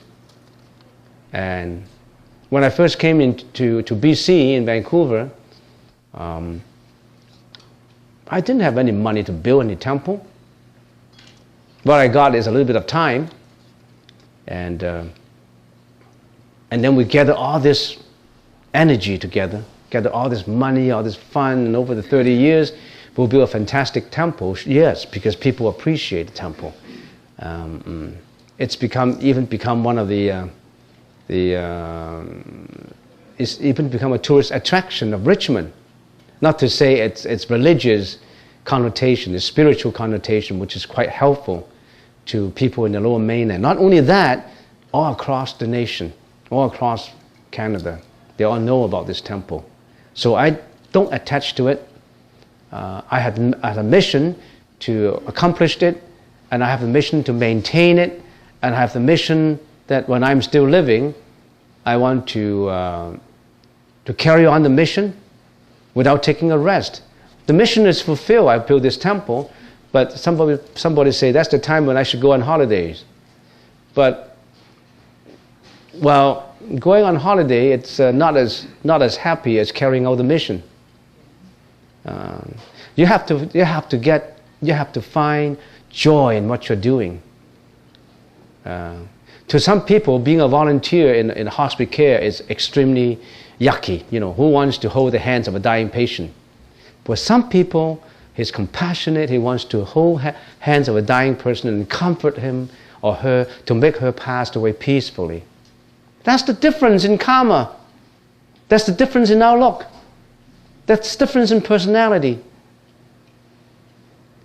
Who would like to look at a dying person? It scares me. I want to get away from him. But there are people who like to help dying people. So, I think I already spent 10 minutes for this question. I don't want to carry on, and I have a problem of linger on a question, thinking that my answer is not satisfactory enough. I'm always looking for the perfection in answering question. That's my problem. So I'm not going to attach to that idea. Okay.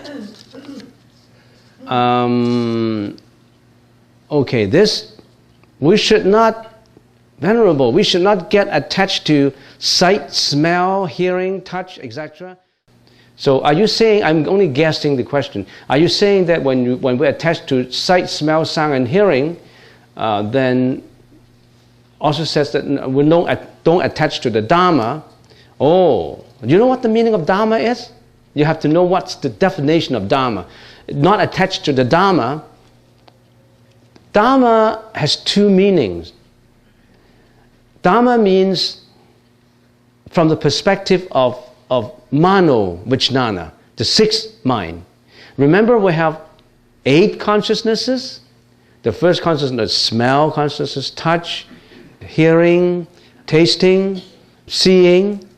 The mano consciousness interact with dharmas. What is dharma? Dharma is all objects, including invisible objects, including images of the mind. So this dharma actually is a comprehensive term which embraces of everything in the universe. Not just objects, sound and smell and taste and touch. It attaches to images of the past, also the visions of the future too. So all that is dharma. There's one definition of Dharma, one meaning of Dharma. The other meaning of Dharma is the Buddha's teaching.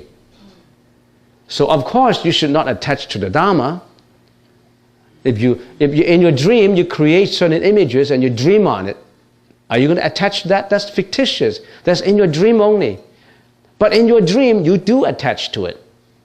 You attach to the happiness in the dream, the sadness in the dream. If you're sad in the dream, you cry. When you wake up, you still feel tears in your eyes. And if you're happy, you have that, you feel joyful when you wake up too. So you're attached.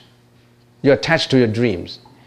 But even in the Buddhist teaching is just like a raft, a boat that get you from this shore of confusion to that shore of enlightenment. That's about the Dharma, the Buddhist teaching. And once you get to that shore of enlightenment, of nirvana, you have to get off the boat. Don't attach to that Dharma anymore. Just a means to get you to Victoria, Nanaimo. You go to Nanaimo and you take the boat, the ship, the ferry. You get onto the ferry, to Nanaimo ferry, and you get to Victoria.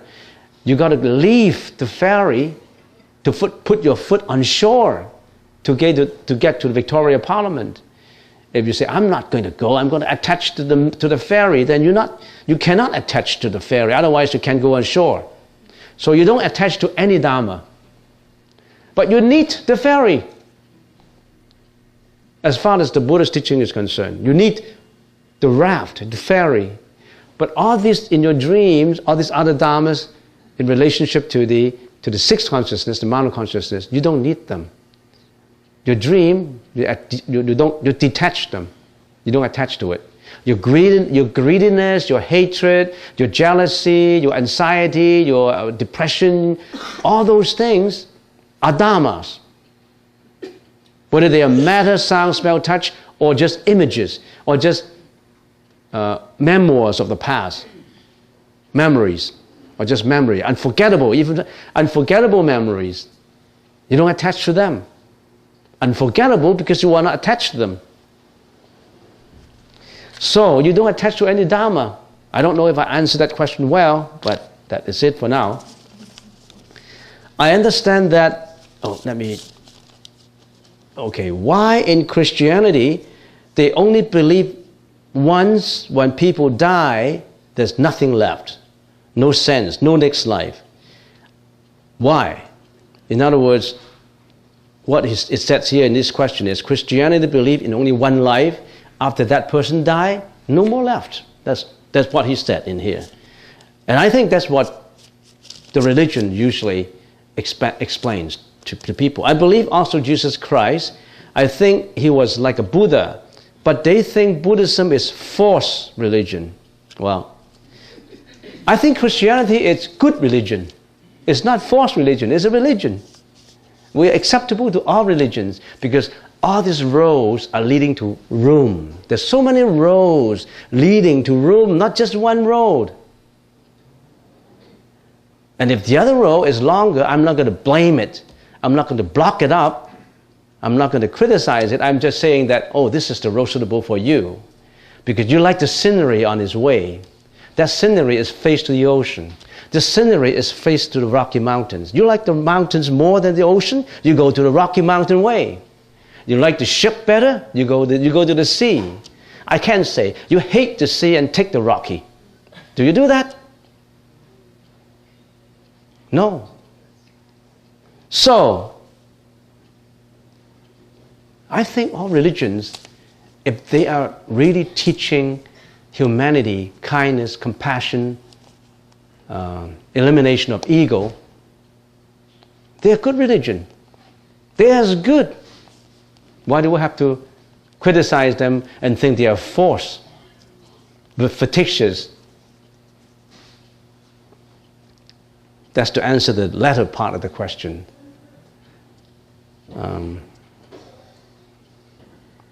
So you know that when next time when you go to Rome, not more than just one route.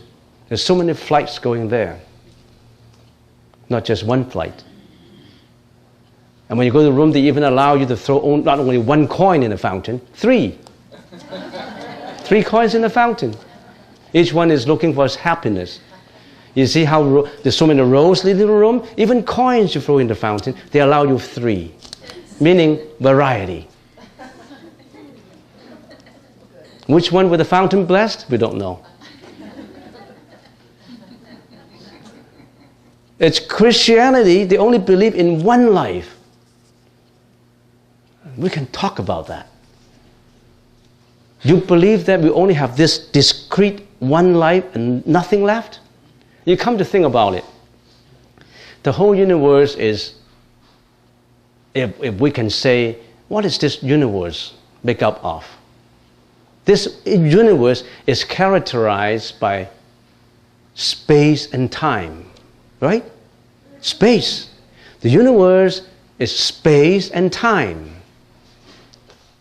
Space is a horizontal perspective. You are in space. This is in space. Material in space. Space would include everything in there. Molecules, protons, electrons, humans, animals, plants, landscape, buildings, you name it. Everything in space. So universe is space, the space dimensions. If we can narrow down the universe to 2 dimensions, we say dimensions of space and dimensions of time, right? Space is all-inclusive. That is a horizontal perspective of the universe. And what is the vertical perspective? That's the time dimensions. The time dimensions includes 3 dimensions by itself. The present, the past, and the future. That's time, right? What is time? Time makes up of the past, the present, and the future. Anyone more? You tell me if there's more than that. The past, the present, and the future. So there's not just the present life. Our perspective of time is, as far as one individual is concerned, the present is now. I'm talking now. And my past is what? Yesterday? 2 days ago? 3 days ago? And my very remote past? 6 years ago? 10 years ago? And the very beginning of my past when I was born. As far as the narrow mind of an individual, the time when I was born, that's my past. My present is now, and my future, I don't know. There's a future tomorrow, the next day tomorrow. That is only a very narrow-minded perspective of time. The Buddha said, the past, the present, and the future, not of just this one life. You come to think of it. Time is a continuity. How can there be just one discrete unit and no more past? Now, if there's no more past life, what is this life coming from? You imagine. You suddenly were born. How can you explain continuity of life if you just born? But the Buddha said you have a previous life and you get into this one. It's just like the light bulb. The one light bulb is one lifetime. But that light bulb goes out. It burns. Then you change, the form burns. You change another light bulb to it. There's another life. The 3rd light bulb, 4th light bulb, there's one thing that does not change in there. What is that? The electricity. That electricity carries on. The continuity of it carries on. And you and your religion say that there's no electricity. The brightness comes from the bulb. No, the brightness, bulb is just the form, the medium of the brightness. That is a continuity, an eternal continuity of electric current. Did you see that? Sure, you can see it, but you can't deny it. And you're saying, no, I'm just this one light bulb. When this light bulb burns out, it's similar to I'm dead. But there's another light bulb going up in another form. You're Jeanette in this life. This light bulb is called Jeanette. When Jeanette is dead, that light bulb, you change to Joan. Get another Joan in there. So your form change. But your eternal life carries on. That carries on every life. Just this example will be sufficient to explain it to you, not just one light bulb. There's so many light bulbs. Not just one lifetime, you have a previous life. And how good is this life? What is your destiny in this life? Depends on what you have done in your previous life. That's what we call karma. What kind of karma you created for your future life? If you're not enlightened, if you still have to go back to the loop of reincarnation, you still carry this karma to the next life. And if you ask me, what would I become of in my next life? I'm going to counter-ask you a question. What did you do in this lifetime? If this lifetime you're compassionate, you're helpful, you're responsible, you're only doing good deeds, no bad deeds, you could be qualified for going to heaven, to enjoy extreme happiness in there. Not into the victims of hell, not as animals ram. But the Buddha said heaven is not the ultimate objective. Because after you enjoy all your happiness, after you get all this, we call it the payment of your own karma, the what do you call that? The retribution. The retribution, you get the retribution of this karma, you enjoy all the happiness, and when the time is due, you still have to get back to the loop to come back again to other reincarnation. So, I remember 2 years ago when I was lecturing at the Hong Kong Poly University. The principal, the headmaster in there, he believes in Buddhism. And I once asked him a question, how come you get started to be interested in Buddhism? Because he's actually lecturing and teaching. He's a scientist, a very famous scientist. He's the principal of the university, the president of the university. And he said, I'm a scientist, I study science. I always look at equity, I look at fairness. When I look at Buddhism, I think it is fair, he said. If someone passed away and there's no next life, it's not fair.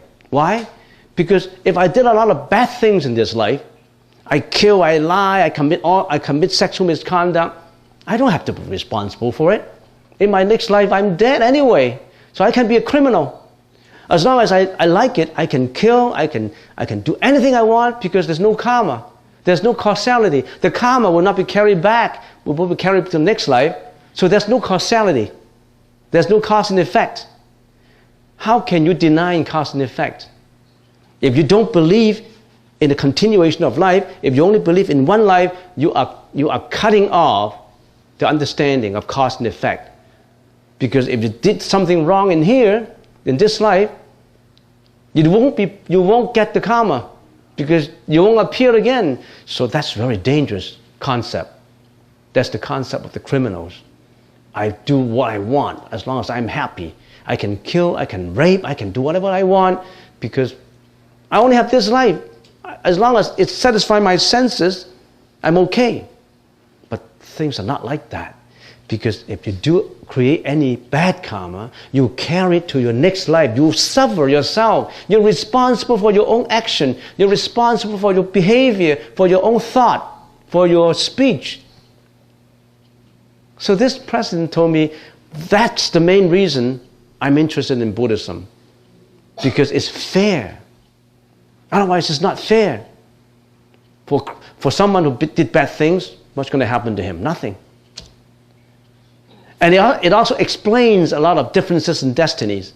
How come people are born rich? Some people are poor, some people are healthy, some people are handsome, some people are ugly, some people are kind, some people are unkind. That's because of your destiny, and that's because of your own karma that you have created.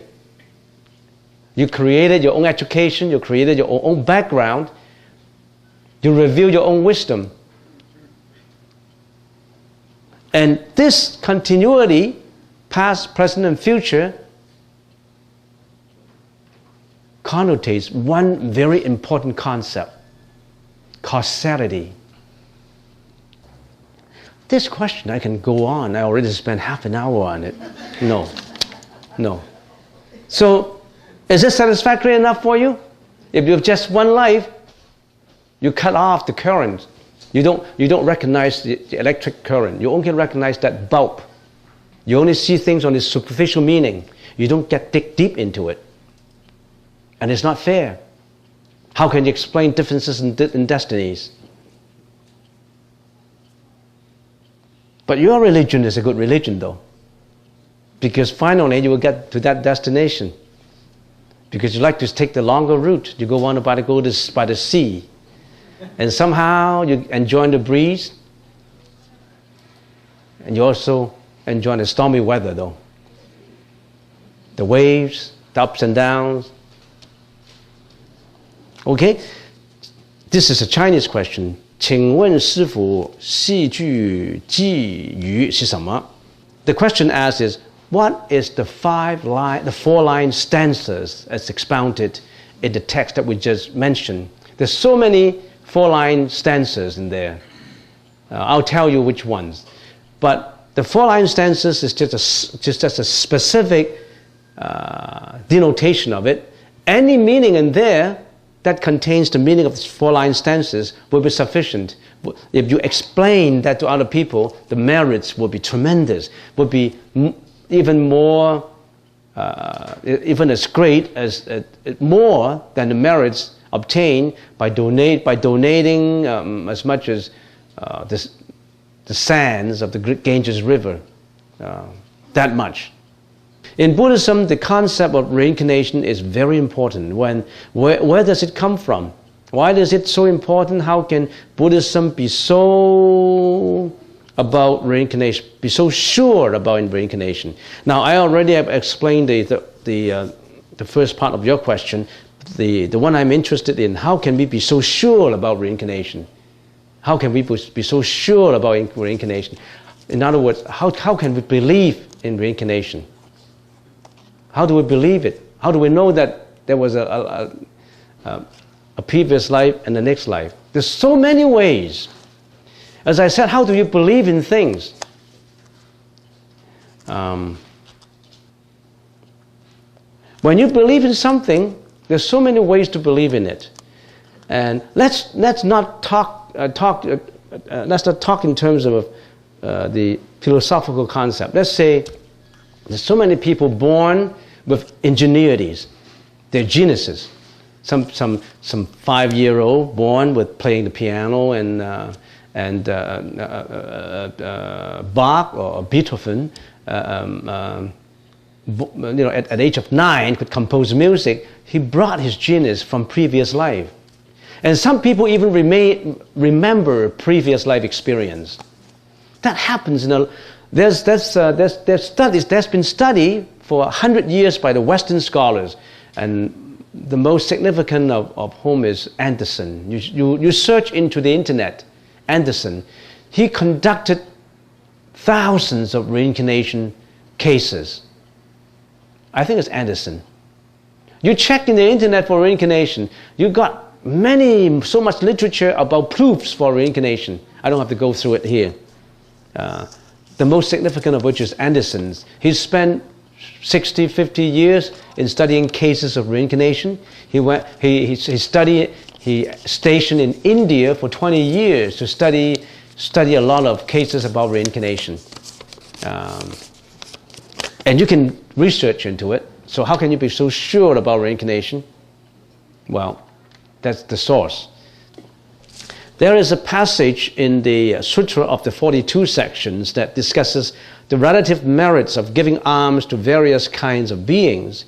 It states in particular that to give alms to 100 million Buddhas is not as good as giving alms to a single person who does nothing, thinks nothing, practices nothing, and manifests nothing. What does this mean? Now, first of all, I really have to go back to the 42 sections to find out whether you've got the accurate information.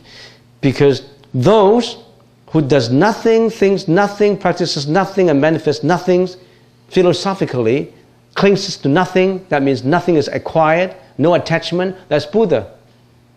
So how can you contradict yourself by saying that giving alms to Buddha is not as giving alms to a single person who is the Buddha? I mean, this is contradiction. So we really have to check it out. But I think what it emphasizes, giving alms to a person who is enlightened has a lot of merits. If you give alms to someone who is not enlightened, of course, it's giving alms to someone who is enlightened has more merits than giving alms to people who are not enlightened. But Buddhas are enlightened. How come we say that giving to Buddha, 100 million Buddha, is not as good as giving alms to a single person who does nothing, thinks nothing, practices nothing, and manifests nothing? What does this mean? Simply, it means that it's not quantity that counts. It's non-attachment that counts. Nothing is acquired, nothing to be obtained.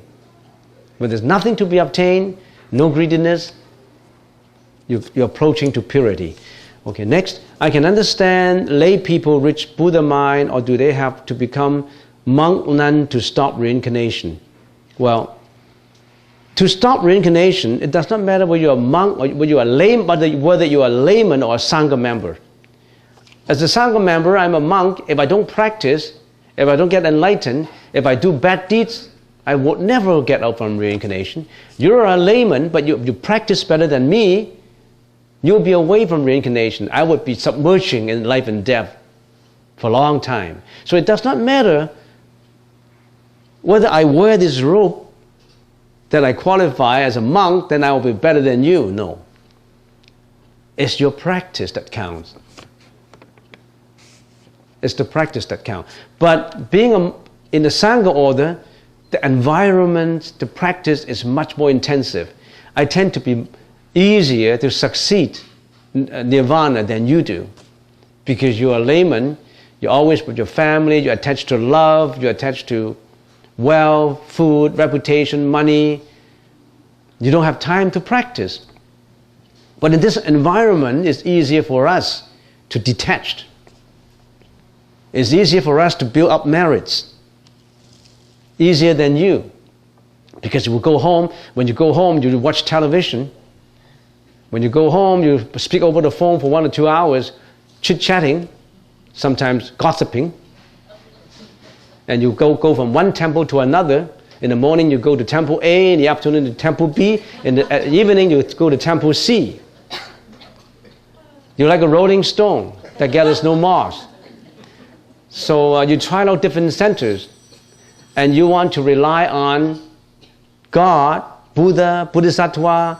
You rely on everybody who's powerful. So that at the juncture of urgency, you call all of them to come to help you. You call Buddha, you call Jesus, you call, all of them. You feel it's better, safer to do it that way. So it does not matter whether you're a monk or nun or a layman. Reincarnation practice is the most important.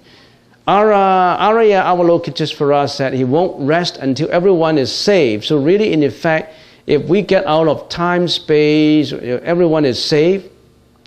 Until everyone is, he said he won't rest until everyone is saved.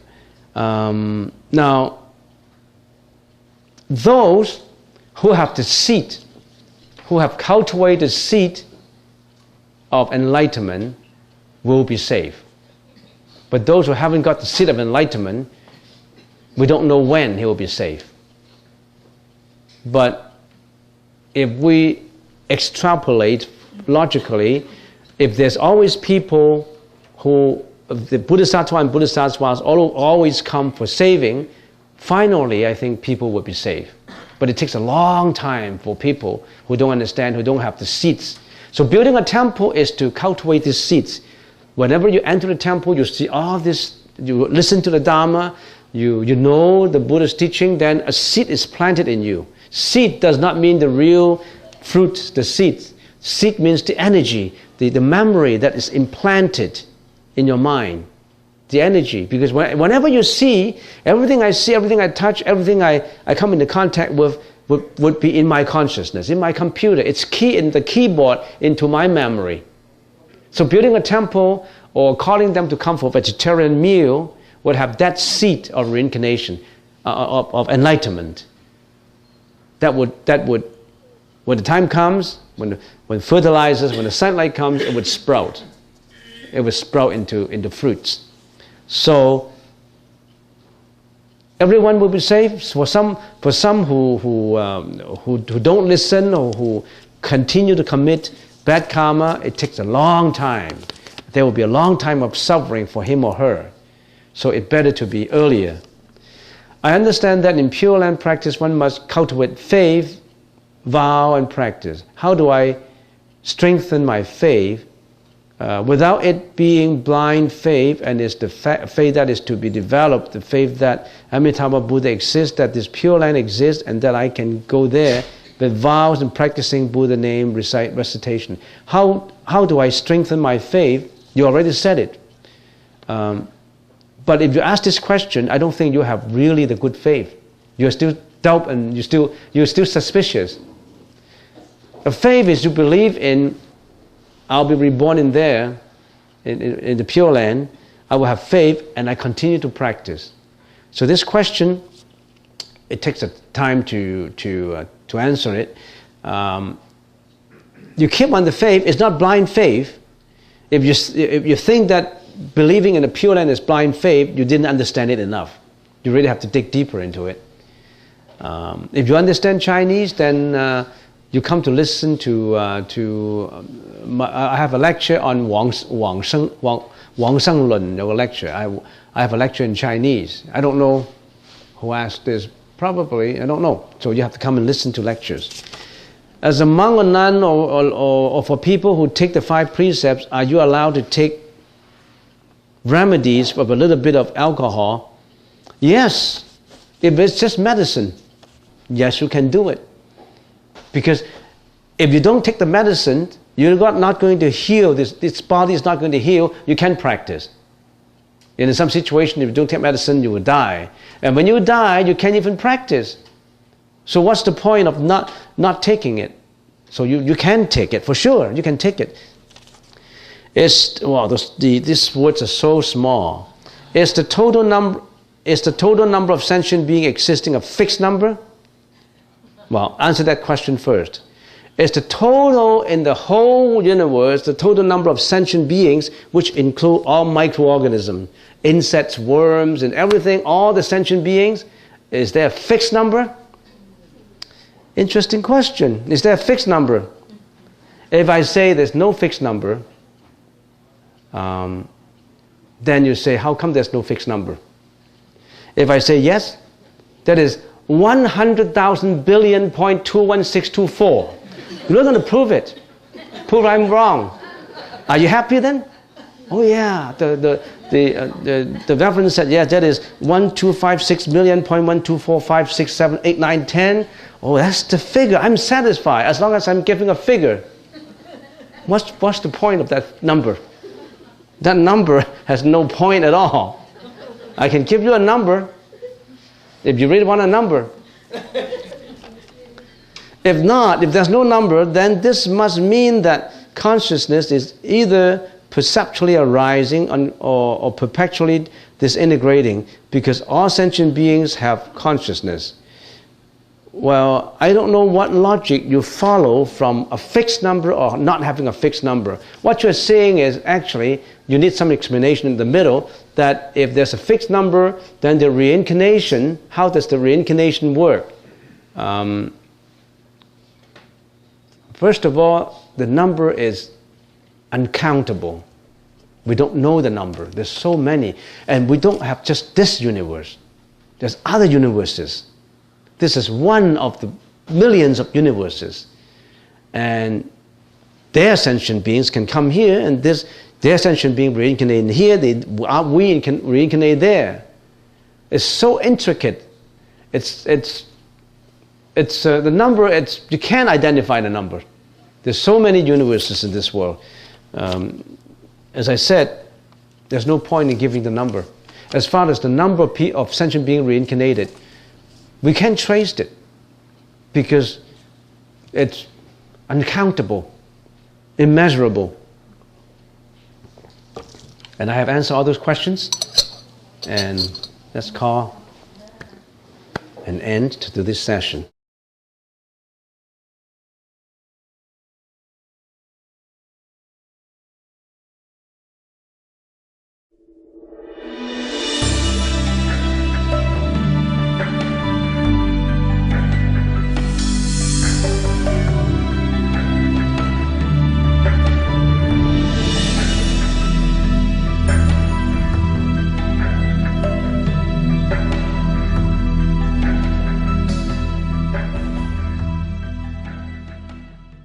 Those who haven't finished, you still can continue. The first question, there's some more in here. What is the Buddhist perspective regarding organ donation before or after death? Organ donation. When a person passes away, we know that before he passes away, he has 8 consciousness. Eye consciousness, ear consciousness, nose consciousness, tongue or taste consciousness, touch consciousness. These are the 5 senses in the forefront. And then there's also the 6th consciousness, which is the mano consciousness, which called, or the mano vijnana in the Sanskrit word, the 6th consciousness. And then there's a 7th consciousness, which is the manas consciousness, and there is the 8th consciousness, which is the alaya consciousnness. Without me explaining to you the meaning of each consciousness, I'm sure you grasp from its superficial meaning the five, the forefront one. The tongue, the taste, the touch, and all that. Those are easier to understand. And how about the sixth consciousness, the mano consciousness? The mano consciousness is the analytical, the conceptualization one. In other words, the I consciousness itself cannot identify the object. It can only, like a camera lens, it perceives the object, but it still have to, the sixth consciousness still have to analyze it, judge it, discriminate it, and go back, flash back to remembrance to find out what it means. So the sixth consciousness is actually the master of the foregoing five. And that is also the seventh and the eighth consciousness. The seventh and eighth consciousness, they are like brothers to each other. The seventh consciousness is the ego that has been brought forward from previous lives. The I, the ego. This is me, I love, I possess, I hate, I'm jealous, I'm angry, all this I, the ego consciousness. And the eighth consciousness is the storage. But if you go by the computer, that is the memory that stores all that. All your life experiences, the past and the present life experiences. So when a person passes away, now, in addition to that, I have to explain also the four elements. What does this body make up of? As far as the body is concerned, basically there are four elements that make up the body. The solidity element, which is the bone, the hair, the teeth, the nails, the solid, like solidity element. The fluidity element, the blood, the water, the fluidity. And then there is the heat element, which is the temperature. And then is the movement element, which is the breath. If we can just broadly categorize them, the body, we make up of these four elements, very general, in a very general way, these four elements. When a person passes away, the first elements that would go, that would leave, is the movement, the breath, and the heat. There's no temperature anymore. There's no breath anymore. The heart stops beating.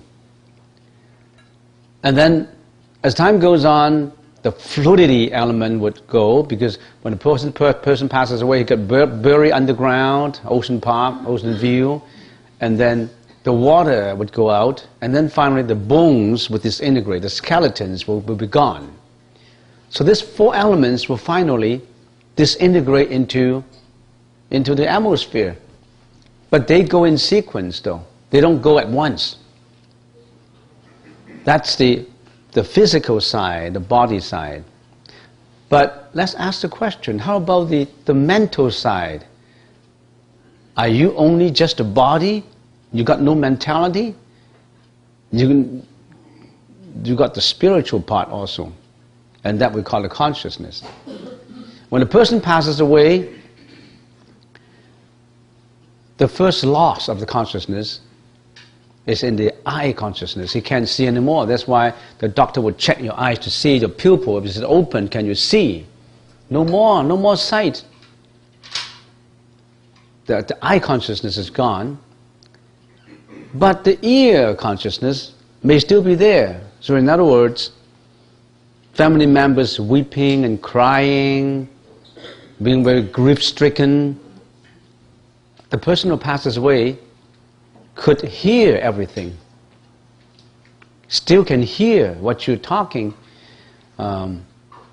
If the sons and the daughters were arguing about where to be buried, how to split up the possessions, how to contract, and if they argue and all that, the person who passes away can hear all this argument, can hear all this crying, all this confusion, all this commotion, if there's any. Because the hearing consciousness is still there. So, all these things, consciousness, the person is still conscious all this consciousness will go in sequence. And the last consciousness, which is the alaya consciousness, the storage consciousness, will be the last one to leave, the last consciousness to leave the body. When a person is ready to be born into the embryo of the mother, into the cell of the mother's womb, the first consciousness, the first to get in is the alaya consciousness. The alaya consciousness will all of a sudden, in a flash of a second, zoom into the mom's womb. Because when a husband and a wife is doing the relationship, then there is a sparkle of light, and this consciousness, because it's related to this man and a woman in previous life, there's some unfinished business. There's some relationship in the previous life, would zoom into the mom's, the consciousness will get in there. That's the first consciousness, is the alaya consciousness, to get into the womb, into the mom's body. That's the first to enter it. There's a stanza for it. The first to enter and the last to leave. When a person passes away, however, that alaya consciousness is the last consciousness to leave. So when a person passes away, he loses sight, he loses hearing, he loses taste, he touch, maybe the later ones to leave.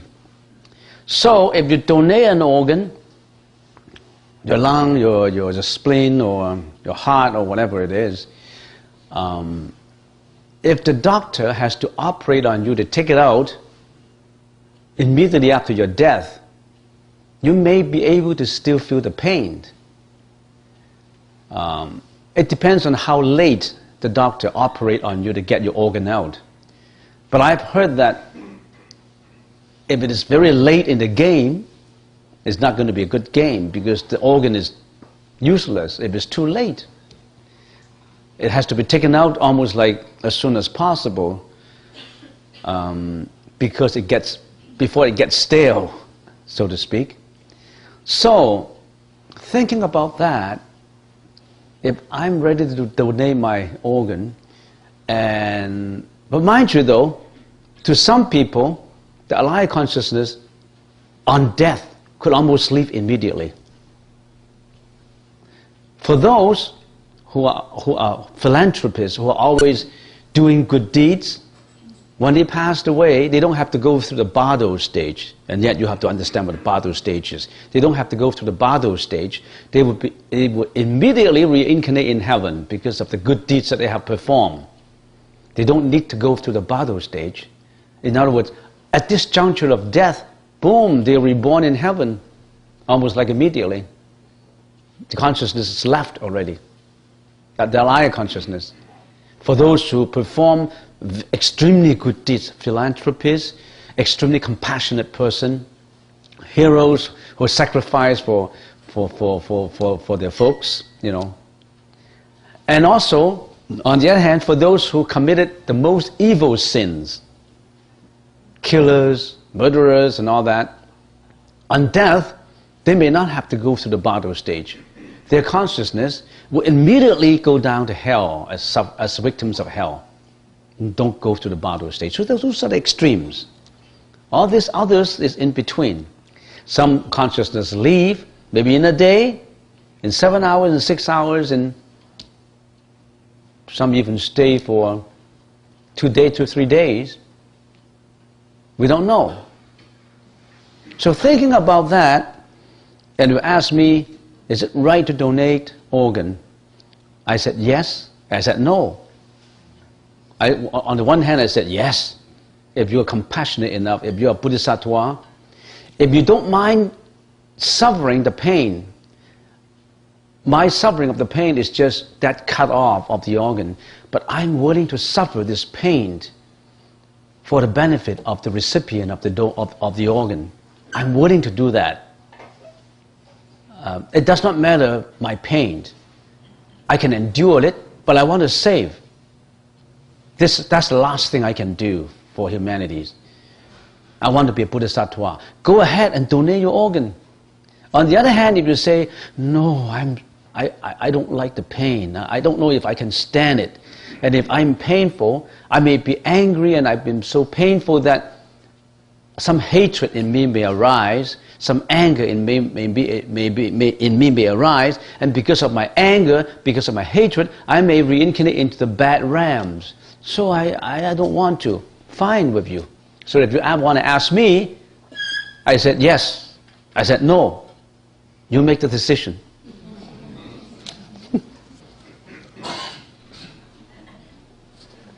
Is that a good answer? Some people nod his heads or her heads.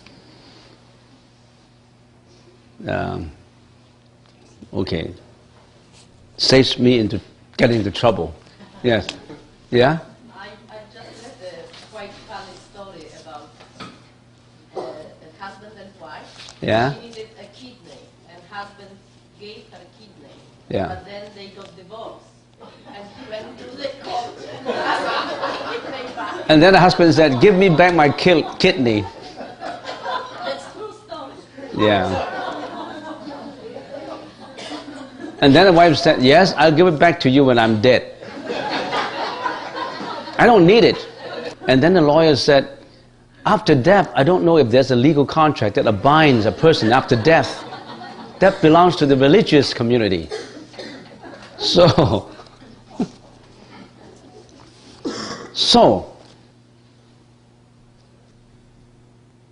next time when you donate to your husband and to your wife, get a contract. Now, if you betray me, I'm going to get your kidney back. So he won't betray you. But I have heard about compassionate and mothers who donate kidney to their daughters, to daughters. There's one MP in Hong Kong, a very famous MP, a woman. She donated half of her organ to her daughter at the risk of her life. There are people like that. There are people like that. Yeah. So, talking about the value of life, every organ is important, every finger, every bone. So how can you say you want to commit suicide? How can you say I prefer death? Life is so valuable. Every organ is valuable. And you are telling me that I prefer death because of this, because of that? Life is so valuable. Could you please tell us about birthmark in relation to reincarnation in Buddhist perspective? Birthmark, I think birthmark meaning, you know, when you were born, you have certain things on your body, reincarnation.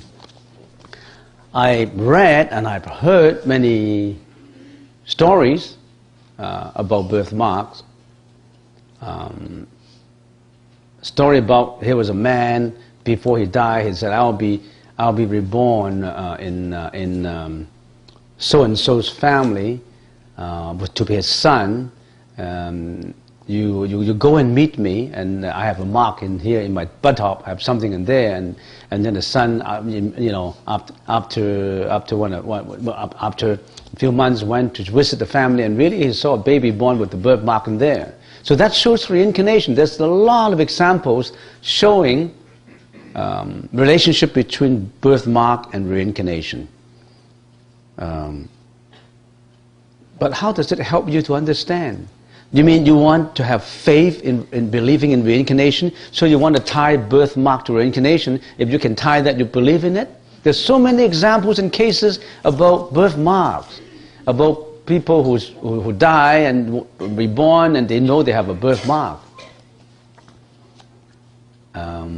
There's a relationship between it. But even if there's no birthmark, I believe in reincarnation. It's just your faith is not strong in believing in reincarnation. You need something concrete to make you more comfortable in believing in it. There's so many cases, not just of birthmark, life experiences about reincarnations. The cleverness of certain individuals brought from previous life. And some of them even recognize families, family members of the previous lives. As I said, check the internet for reincarnation. There's a lot of survey and researches done by Anderson, a scholar who passed away already. For the past 150 years, there's a lot of Western scholars who perform a lot of reincarnation experiments, cases and visits to different countries and studying reincarnations, and they find that reincarnation to be highly trustworthy, something that they should really believe. And if they don't believe in it, there's nothing to explain it other than reincarnation. Reincarnation just tells us that this life is not an end in itself. There's a continuation. Death is the beginning of another life, which is logical. If you don't believe in reincarnation, that means you only believe in this life. Say, if I don't believe in reincarnation, I would say, after this life, I don't believe in reincarnation. I'm gone. I'm forever gone. No more of me exists. If you don't believe in reincarnation, that is your concept. But then, that concept has a lot of flaws in it. First of all, that concept will not help humanities from the moral side. If we dissect this concept into the different categories, we say, how does this concept, of course there's a lot of support for this concept, but how does this concept work? If a person passes away and that's the end and nothing will happen, the world is going to be very dangerous to live in. Because I only have this life. As long as I'm happy,